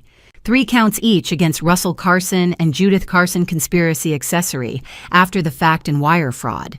4 counts against Scarlett Carson conspiracy, fraud, accessory, and money laundering. The arraignment was scheduled for January 6th. I didn't attend. Miriam said it would be procedural, brief, not guilty pleas across the board. But she called me afterward with the details. Garrett had pleaded not guilty. So had my parents. So had Scarlett. All 4 were remanded to Cook County Jail pending trial. Bail for Garrett remained at $2.8 million. He still couldn't post it. On January 10th, there was a bond hearing. Garrett's lawyer, Wesley Blackwell, argued that the bail was excessive and that his client was not a flight risk. He had deep ties to the community, a medical degree, no prior criminal record. Prosecutor Gregory Palmer stood and calmly dismantled every argument. "Your Honor, the defendant attempted to murder his wife by sabotaging her vehicle after updating a $2.8 million life insurance policy. He has access to financial resources obtained through fraud. He has motive to flee, means to flee, and a demonstrated willingness to harm others to protect his interests. He is a danger to the community and a flight risk of the highest order." Judge Margaret Kincaid, a stern woman in her early 60s with silver hair and wire-rimmed glasses, denied the motion. Bail will remain at $2.8 million. The defendant will remain in custody. Trial is set for February 7th. I watched the hearing via Zoom from Miriam's office. When the judge's gavel came down, I felt something in my chest loosen. Not relief. Not yet. Just a small, fragile sense that maybe justice was possible. Between January 12th and January 25th, Miriam prepared me for testimony. We met every other day in her office, sometimes for 3 hours at a stretch. She walked me through the chronology meeting Garrett in June 2016, funding his education, the pills, the theft, the crash. She drilled me on financial details, $54,200 in the 401k, $38,800 after penalties, $42,500 to the condo, $22,800 to the ring. She made me recite it until the numbers were muscle memory.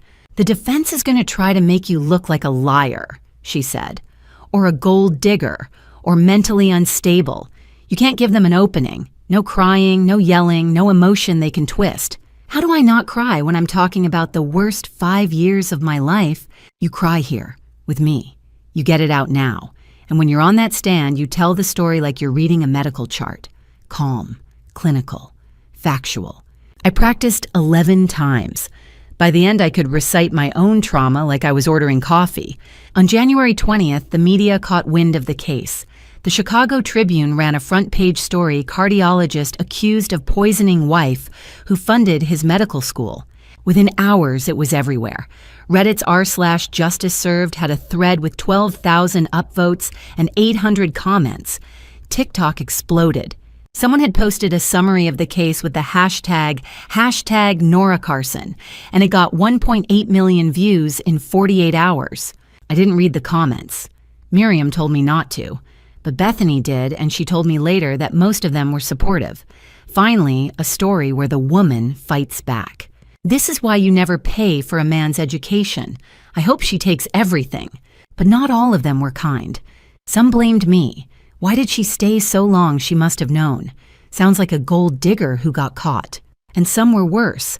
I started receiving letters. 6 of them forwarded from my old apartment address. No return address. Just plain white envelopes with my name written in block letters. The first one said, "You're a liar. He's a good man. You deserve what's coming." The second one said, "Drop the charges or you'll regret it." The third one had a photo of me walking into Miriam's office taken from across the street. I gave them all to Detective Kowalski. He filed a report, but there wasn't much he could do. On January 24th, Prosecutor Palmer presented an 18-page evidence brief summarizing the case security footage, forensic break analysis, toxicology reports, forged documents, bank records, witness statements. Wesley Blackwell filed motions to suppress the mediation recording and the security footage. Both motions were denied. Judge Kincaid set the trial date February 7, 2022, 9 a.m., courtroom 506, Daly Center. The trial was 2 weeks away. Miriam introduced me to a woman named Delilah Rivers, a victim advocate with the Cook County State's Attorney's Office. Delilah was in her early 30s, soft-spoken with kind eyes and a calm presence. Her job was to guide me through the trial process, answer questions, and make sure I felt safe. "You're going to see him in that courtroom," Delilah said gently. "Every day, for however long the trial lasts. If you need to take a break, if you need to step out, you tell me. You don't have to be strong every second." I nodded, but I knew I'd have to be strong, because if I broke in front of that jury, Garrett would win. I stayed at Fiona's apartment in Lincoln Park for the duration. She'd insisted, and Miriam had agreed it was safer than going back to my old place.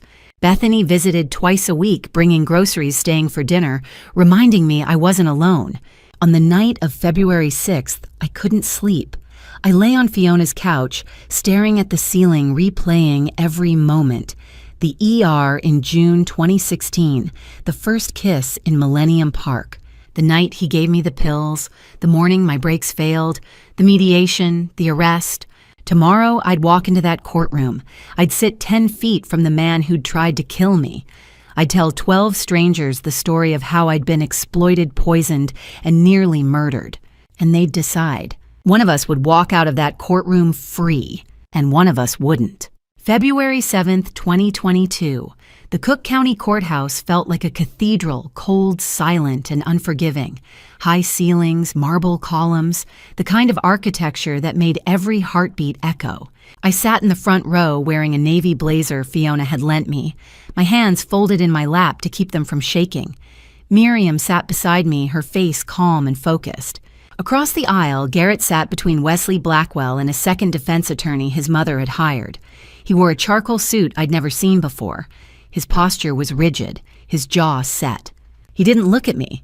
Not during jury selection, not during the preliminaries, not even when Prosecutor Gregory Palmer stood up and began his opening statement. "Ladies and gentlemen of the jury." Palmer said, his voice calm but firm. "This is a case about a man who decided his wife's death was worth $2.8 million. He paced slowly in front of the jury box, hands clasped behind his back. Over the next week, you will hear testimony from Detective Ray Kowalski, who will show you security footage of the defendant crouching beside Mrs. Carson's vehicle for 25 minutes on the morning of September 14th, 2021 at 6:15 a.m. You will see bank records proving that Dr. Ashford forged his wife's signature to steal $54,200 from her retirement account.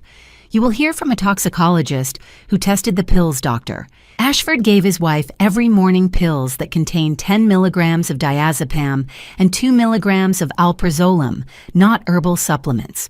Pills that caused memory loss, dizziness, and cognitive decline.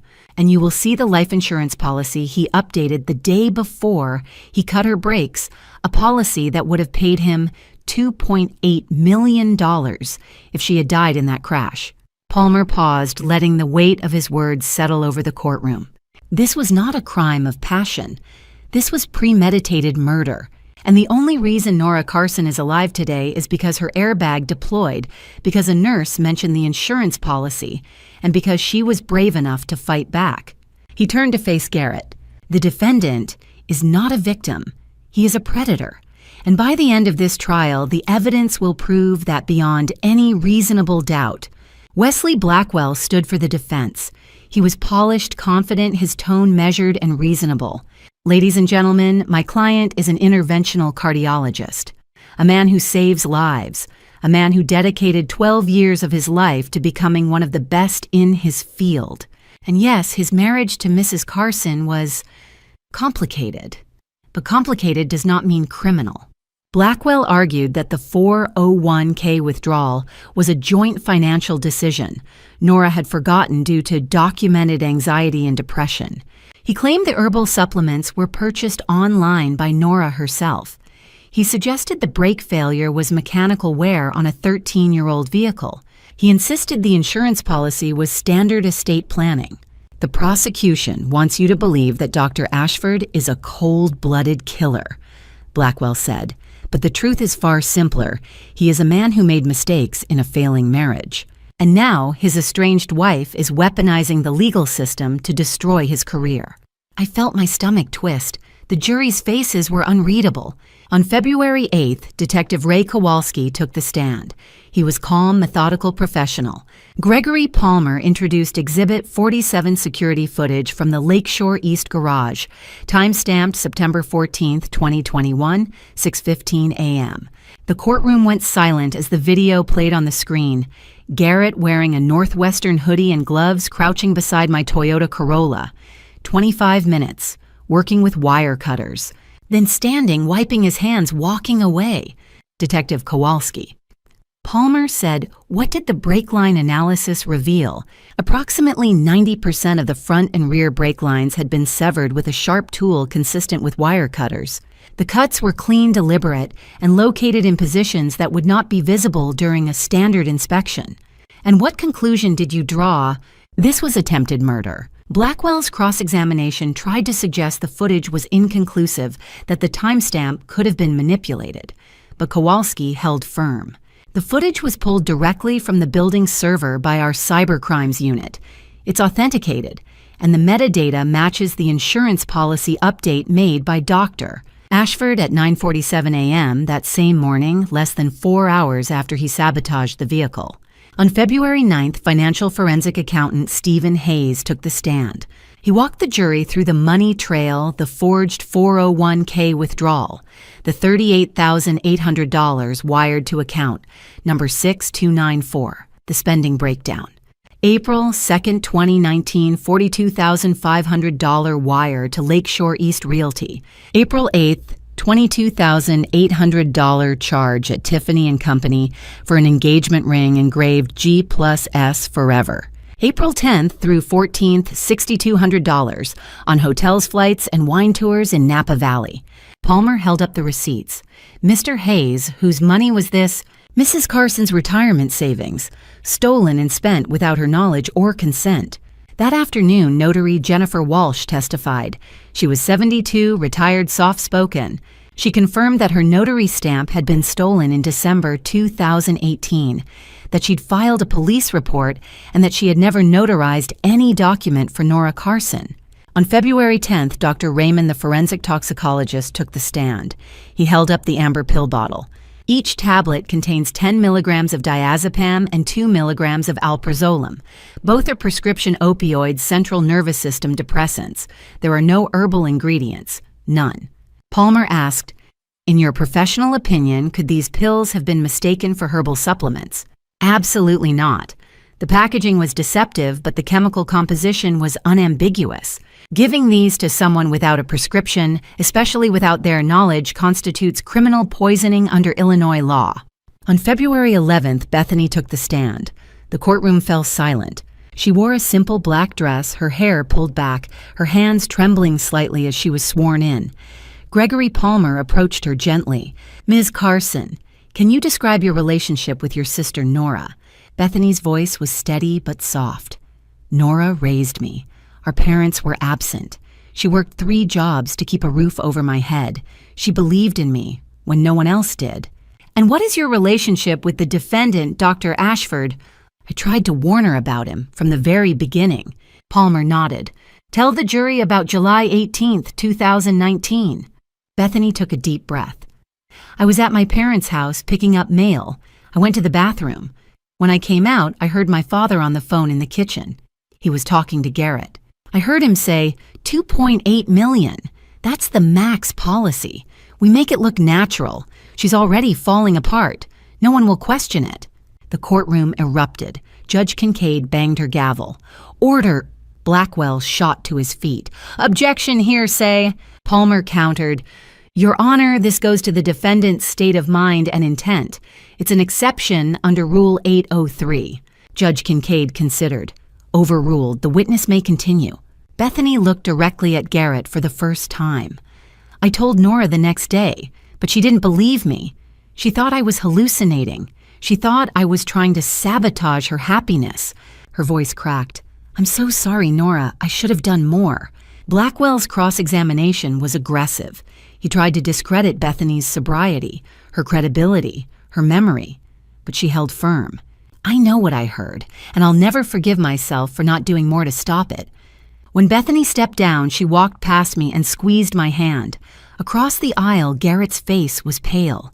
His lawyer whispered urgently in his ear, and I knew the defense was crumbling. February 14th, 2022, Valentine's Day, the day Scarlett took the stand. She'd been subpoenaed as a prosecution witness, which meant she had no choice but to testify. She wore a cream-colored dress and minimal makeup, her long blonde hair pulled into a low ponytail. She looked younger than 35, vulnerable even. But I knew better. Gregory Palmer didn't waste time. Miss Carson, how long have you been in a relationship with Dr. Garrett Ashford? Scarlett hesitated. Her eyes flicked to Garrett, then away. Since late 2018. And you knew he was married to your sister Nora at that time. Yes. Did that concern you? Her voice was barely audible. I thought their marriage was already over. Palmer introduced Exhibit 82, a series of text messages between Garrett and Scarlett recovered from her phone during the investigation. March 15th, 2019, 11:47 p.m. Garrett. I withdrew the money. $42,000 for the condo, $23,000 for your ring. She'll never notice. Scarlett. Are you sure, Garrett? She's barely conscious half the time. Trust me. The courtroom was silent. Scarlett's face flushed red. Palmer continued. Miss Carson, did you know Dr. Ashford was drugging his wife? Scarlett's hands twisted in her lap. I didn't know the details. But you knew something was wrong. Silence. Miss Carson answered the question. Her voice cracked. Yes, I knew. Palmer held up a receipt. Tiffany and Company. $22,800. Engraved G+S forever. This ring was purchased with money stolen from your sister's retirement account. Did you wear it? Scarlett looked down at her hands.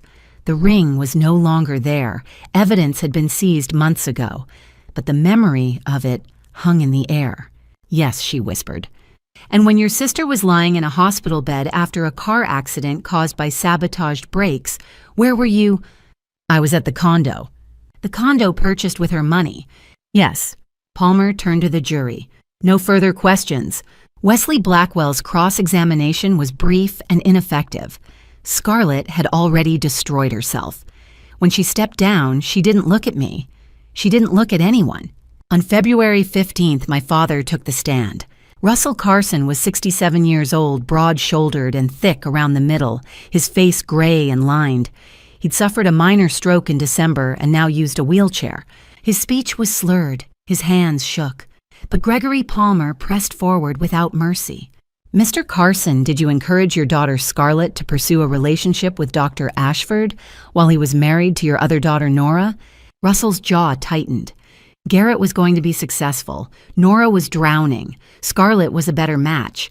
A better match for what? For the life he was going to have.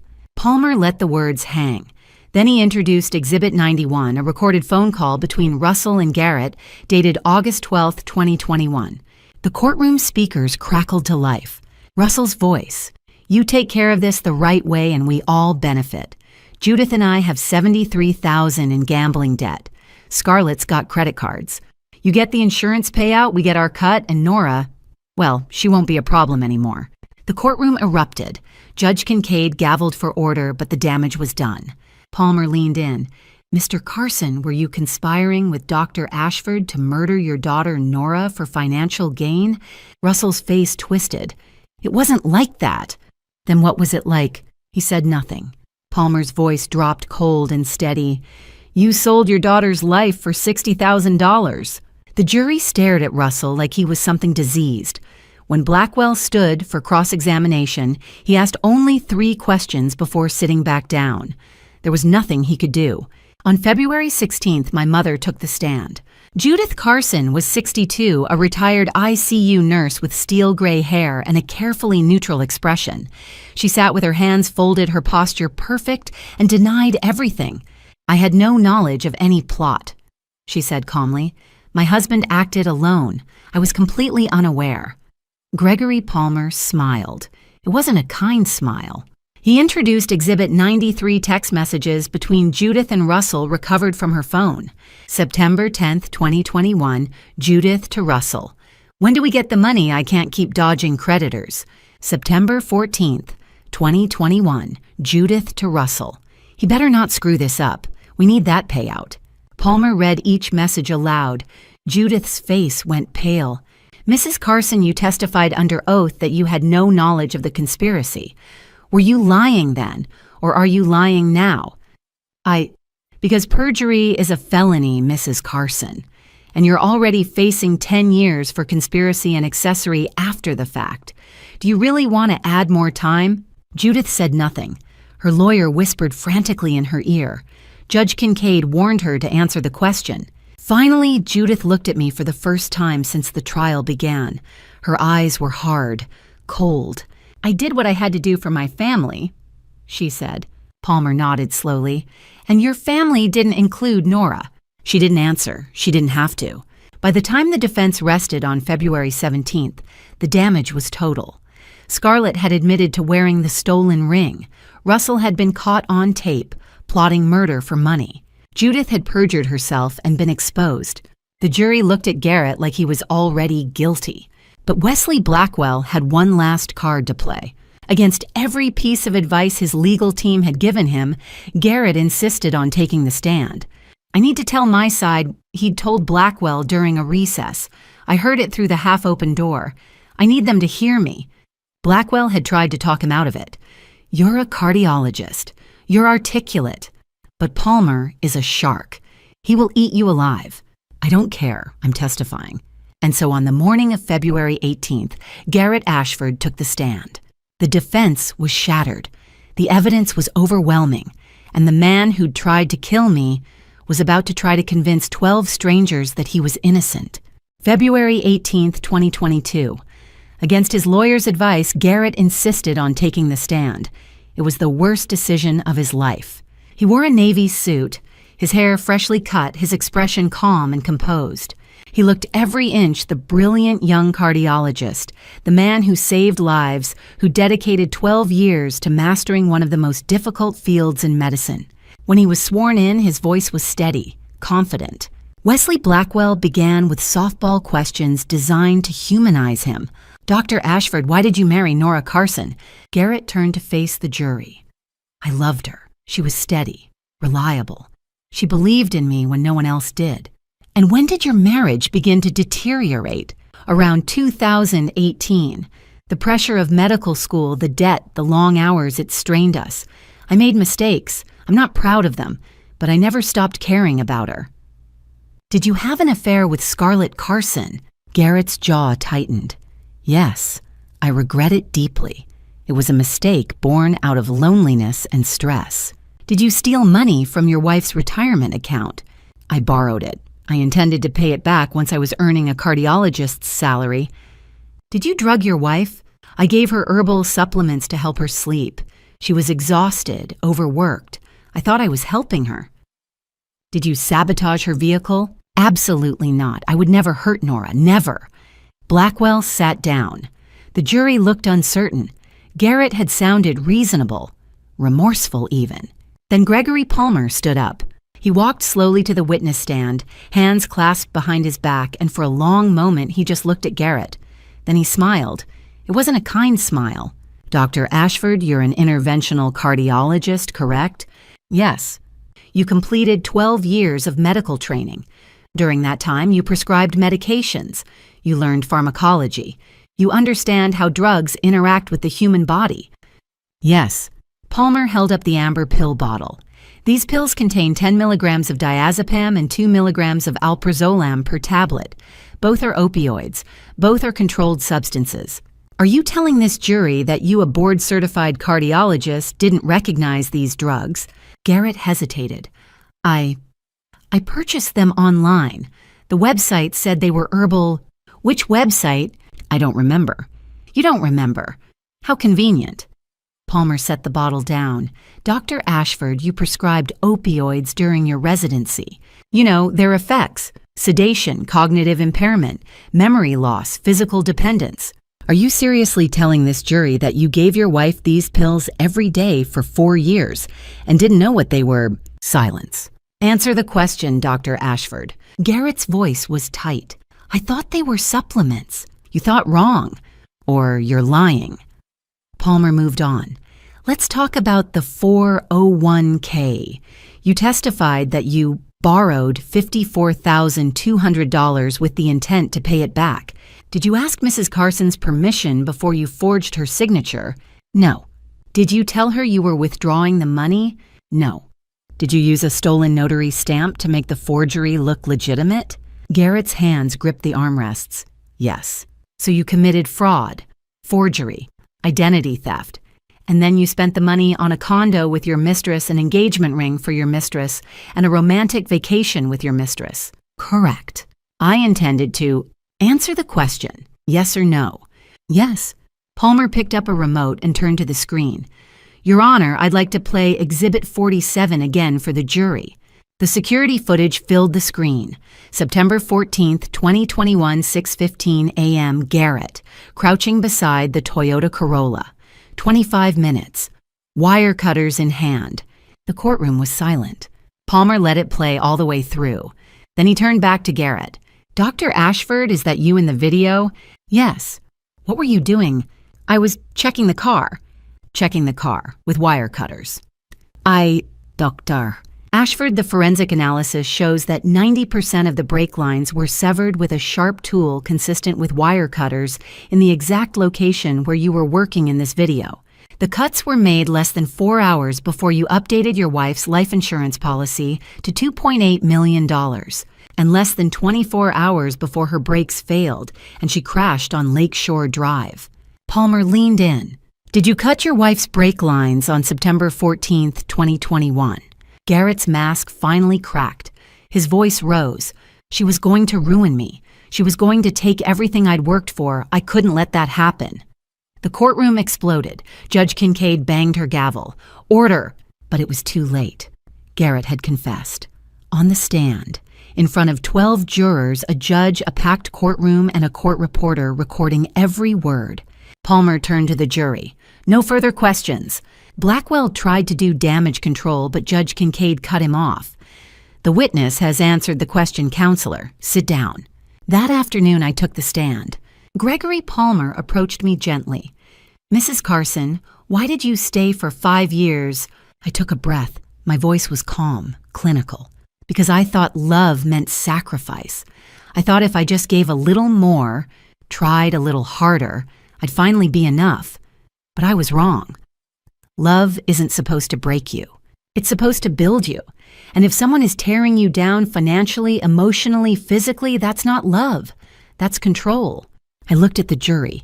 I worked 17-hour days for 5 years. I paid $395,000 for his education. I lost 40 pounds. My health, my savings. I was poisoned. I was nearly killed. And every single day he looked me in the eye and told me it was temporary, that once he graduated, everything would be better. I turned to Garrett, but it was never going to get better, because he didn't see me as a person. He saw me as an obstacle, and when I stopped being useful, He decided I was worth more dead than alive. My voice didn't waver. I'm done being destroyed, and I'm here to make sure no one else has to go through what I went through. Palmer nodded. No further questions. Blackwell's cross-examination lasted 3 minutes. There was nothing he could ask that wouldn't make things worse. On February 28th, the jury deliberated for 4 hours and 20 minutes. Then they returned. As the jury reached a verdict, the foreman stood. "We have your honor. On the charge of attempted murder in the first degree, how do you find guilty?" Garrett's face went white. "On the charge of conspiracy to commit murder, guilty. Insurance fraud, guilty. Forgery, guilty. Identity theft, guilty. Criminal poisoning, guilty." Garrett collapsed into his chair. Scarlett began to cry. My mother stared straight ahead, expressionless. Judge Kincaid set sentencing for 4 weeks later. As the bailiffs led Garrett out in handcuffs, he turned back one last time. He looked at me, not with anger, not with defiance, with fear, because he finally understood. He'd lost everything. April 28th, 2022. Judge Margaret Kincaid's voice cut through the silence of courtroom 512. "Dr. Garrett Ashford, you are hereby sentenced to 28 years in the Illinois Department of Corrections. Eligibility for parole after 23 years. You are ordered to pay restitution of $54,200 for stolen retirement funds, plus $22,800 for fraudulent purchases. Your medical license is permanently revoked." I sat between Miriam and Bethany, my hands folded in my lap. I didn't cry. I didn't smile. I just breathed. Garrett stood in his orange jumpsuit, hands cuffed behind his back, staring at the floor. He'd aged a decade in 2 months. The man who'd once charmed everyone now looked hollow. Judge Kincaid turned to the co-conspirators. "Russell Carson, you are sentenced to 12 years for conspiracy to commit murder and wire fraud." Russell, 67 and wheelchair-bound after a stroke, nodded as his lawyer helped him stand. Suddenly, he clutched his chest. His face twisted. He collapsed onto the defense table. Paramedics arrived. 20 minutes later, Russell Carson was dead. Heart attack. Judith wailed. Scarlett sobbed. I felt nothing. Judge Kincaid returned. "Judith Carson, 10 years. Scarlett Carson, 6 years, parole eligible in 4. Both were led away. Judith glared at me. Scarlett couldn't meet my eyes. Miriam squeezed my shoulder outside. "You did it!" I nodded, exhausted but free. By May, I'd moved into a 1-bedroom apartment in Pilsen for $820 a month. I listed the Lakeshore East condo for sale. I couldn't live where he'd planned my murder. On July 15, 2022, I established Second Chance Center, a nonprofit supporting domestic abuse survivors through legal aid, job training, housing assistance, and therapy referrals. Fiona donated $6,500. Bethany became intake coordinator. Miriam joined the board, offering pro bono legal consultations monthly. By September, we had a storefront office at 428 South Wells Street. We helped 11 women in 60 days. The Chicago Tribune featured us. A TikTok creator with 2 million followers shared my story. #, Nora Carson. By October, donations reached $187,000. For the first time in years, I felt hope. October 18th, a letter arrived, plain white envelope, postmarked Chester, Illinois, Menard Correctional Center. Inside, yellow legal paper. Garrett's handwriting. "You think you won. You think you're safe. But I know where you live. 2847 West 21st, Place Unit 3. I know you leave at 7:15.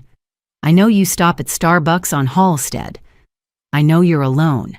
You took everything from me. I'm going to take everything from you." My hands shook. I called Miriam immediately. Within 4 days, FBI and Illinois corrections investigators uncovered the plot. Dennis Holt, 28. A Menard corrections officer had been bribed $4,500 in cryptocurrency to smuggle letters and gather information about me. Marco Knuckles, Delgado, 38, serving 12 years for aggravated battery, had been hired for $17,500 in Bitcoin to handle me upon his December release. Garrett had lost everything.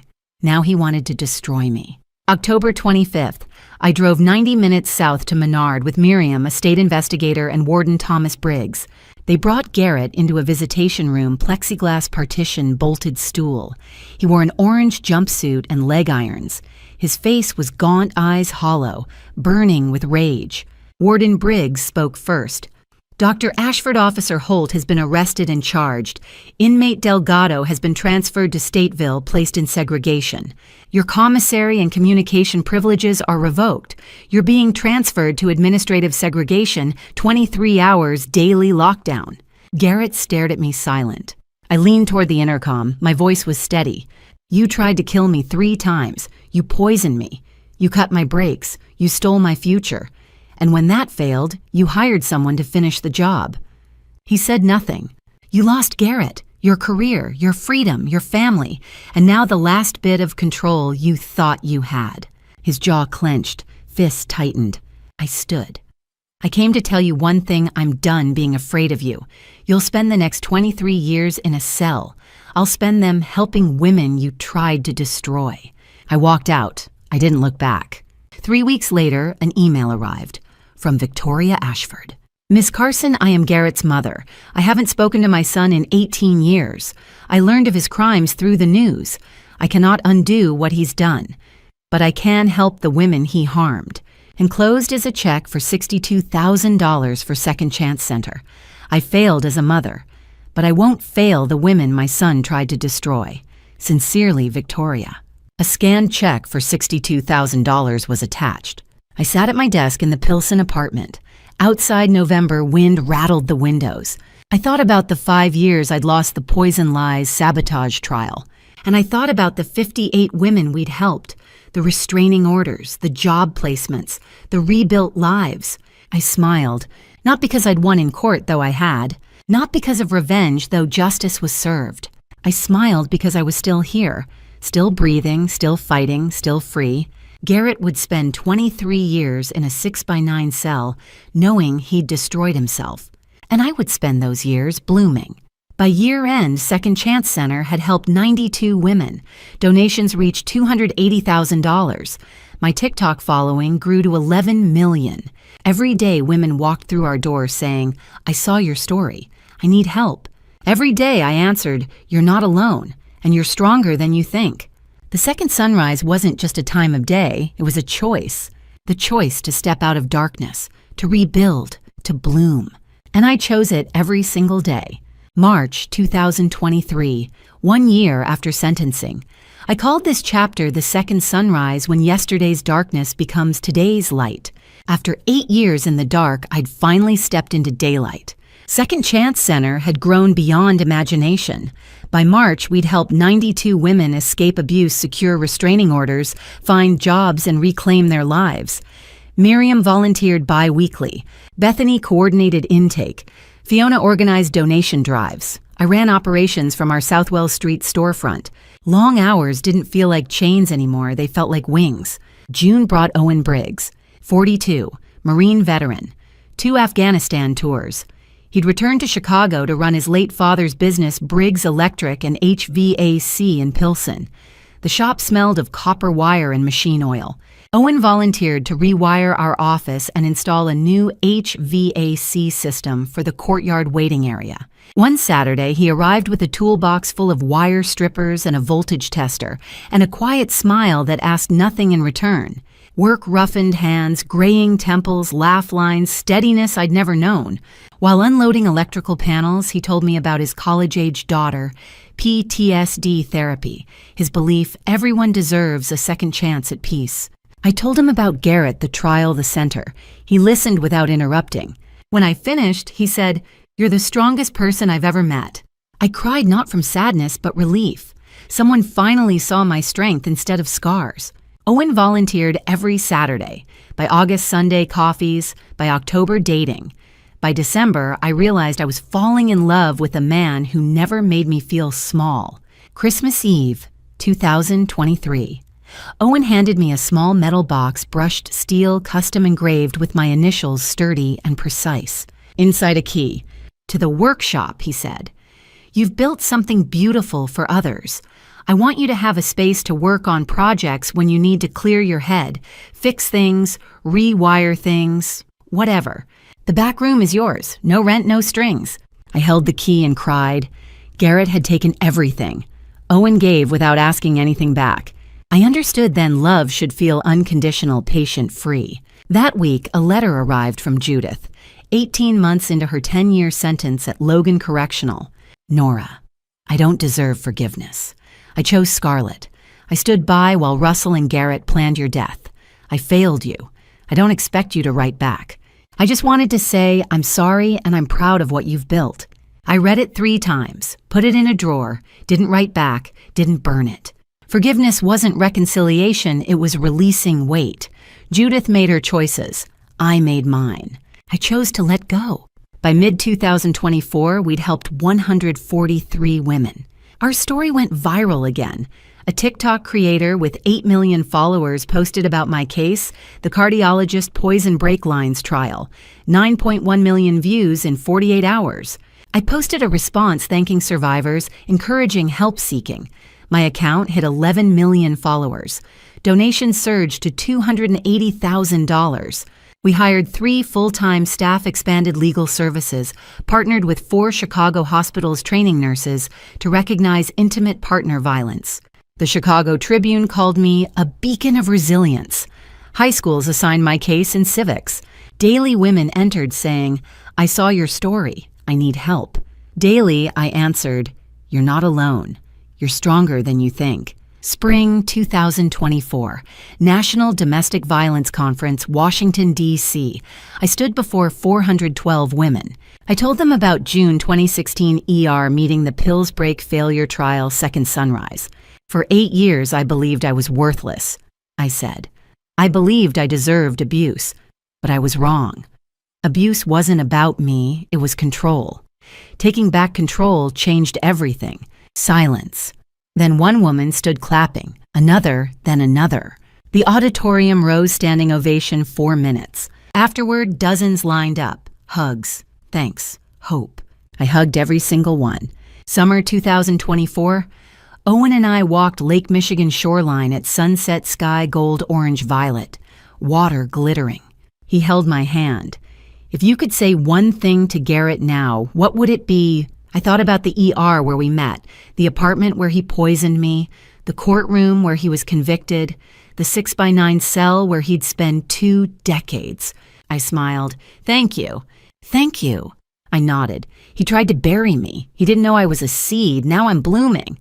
We kept walking. I looked back at Chicago's skyline rising against twilight, the city where I almost died, the city where I learned to live. Tomorrow, another woman would walk through our door, scared, exhausted, convinced she was alone. I'd tell her the truth. You are not alone. You are not broken. You are stronger than you know. I was living proof. Second sunrise wasn't just a time of day, it was choice. Choice to step from darkness, to rebuild, to bloom. I chose it every single day. The condo sold for $1.68 million. After mortgage and fees, I cleared $540,000. I donated $50,000 to Second Chance Center, invested the rest. For the first time since 2016, I had financial security. Garrett remained in Menard, 23 years minimum. Scarlett would be released in 2028. Judith in 2032. I didn't think about them often anymore. I thought about the women we helped, the lives rebuilt, the hope restored. I thought about Owen's workshop key in my pocket. I thought about tomorrow, and I smiled. And to you listening to this story, remember this: I survived because God gave me strength when I had none left. When I was at my lowest, poisoned and broken, God put people in my path: Fiona, Miriam, Bethany, who refused to let me disappear. And when I finally escaped, God showed me that my suffering had purpose to help other women find their way out of the dark. But I also want to be honest with you. I ignored every red flag. I sacrificed everything for a man who saw me as a transaction. I confused exhaustion with love and control with care. Don't be like me. Don't wait 6 years to leave. Don't ignore your sister's warnings, your friend's concerns, your own gut, screaming that something is wrong. Love should never cost you your health, your savings, or your safety. Family betrayal is the deepest kind of wound, when the people who should protect you are the ones plotting your destruction. My father sold my life for $73,000. My mother chose my sister over me. My sister wore an engagement ring bought with my stolen retirement fund. That's family betrayal. That's family revenge disguised as loyalty. But here's what I learned: you can survive family betrayal. You can rebuild. You can bloom. So if my story resonates with you, if you've lived through family revenge, family betrayal, or any kind of abuse, please leave a comment. Share this story. Subscribe to this channel so more survivors can find hope. Your engagement helps us reach women who need to hear that they're not alone. Thank you for staying until the end. Thank you for believing my story matters. And one more thing: the stories that follow may contain fictionalized elements created for educational purposes. If this content isn't for you, feel free to choose something else that better fits your needs. But if you're ready for the next chapter, I'll see you there. Take care of yourself. You're stronger than you know.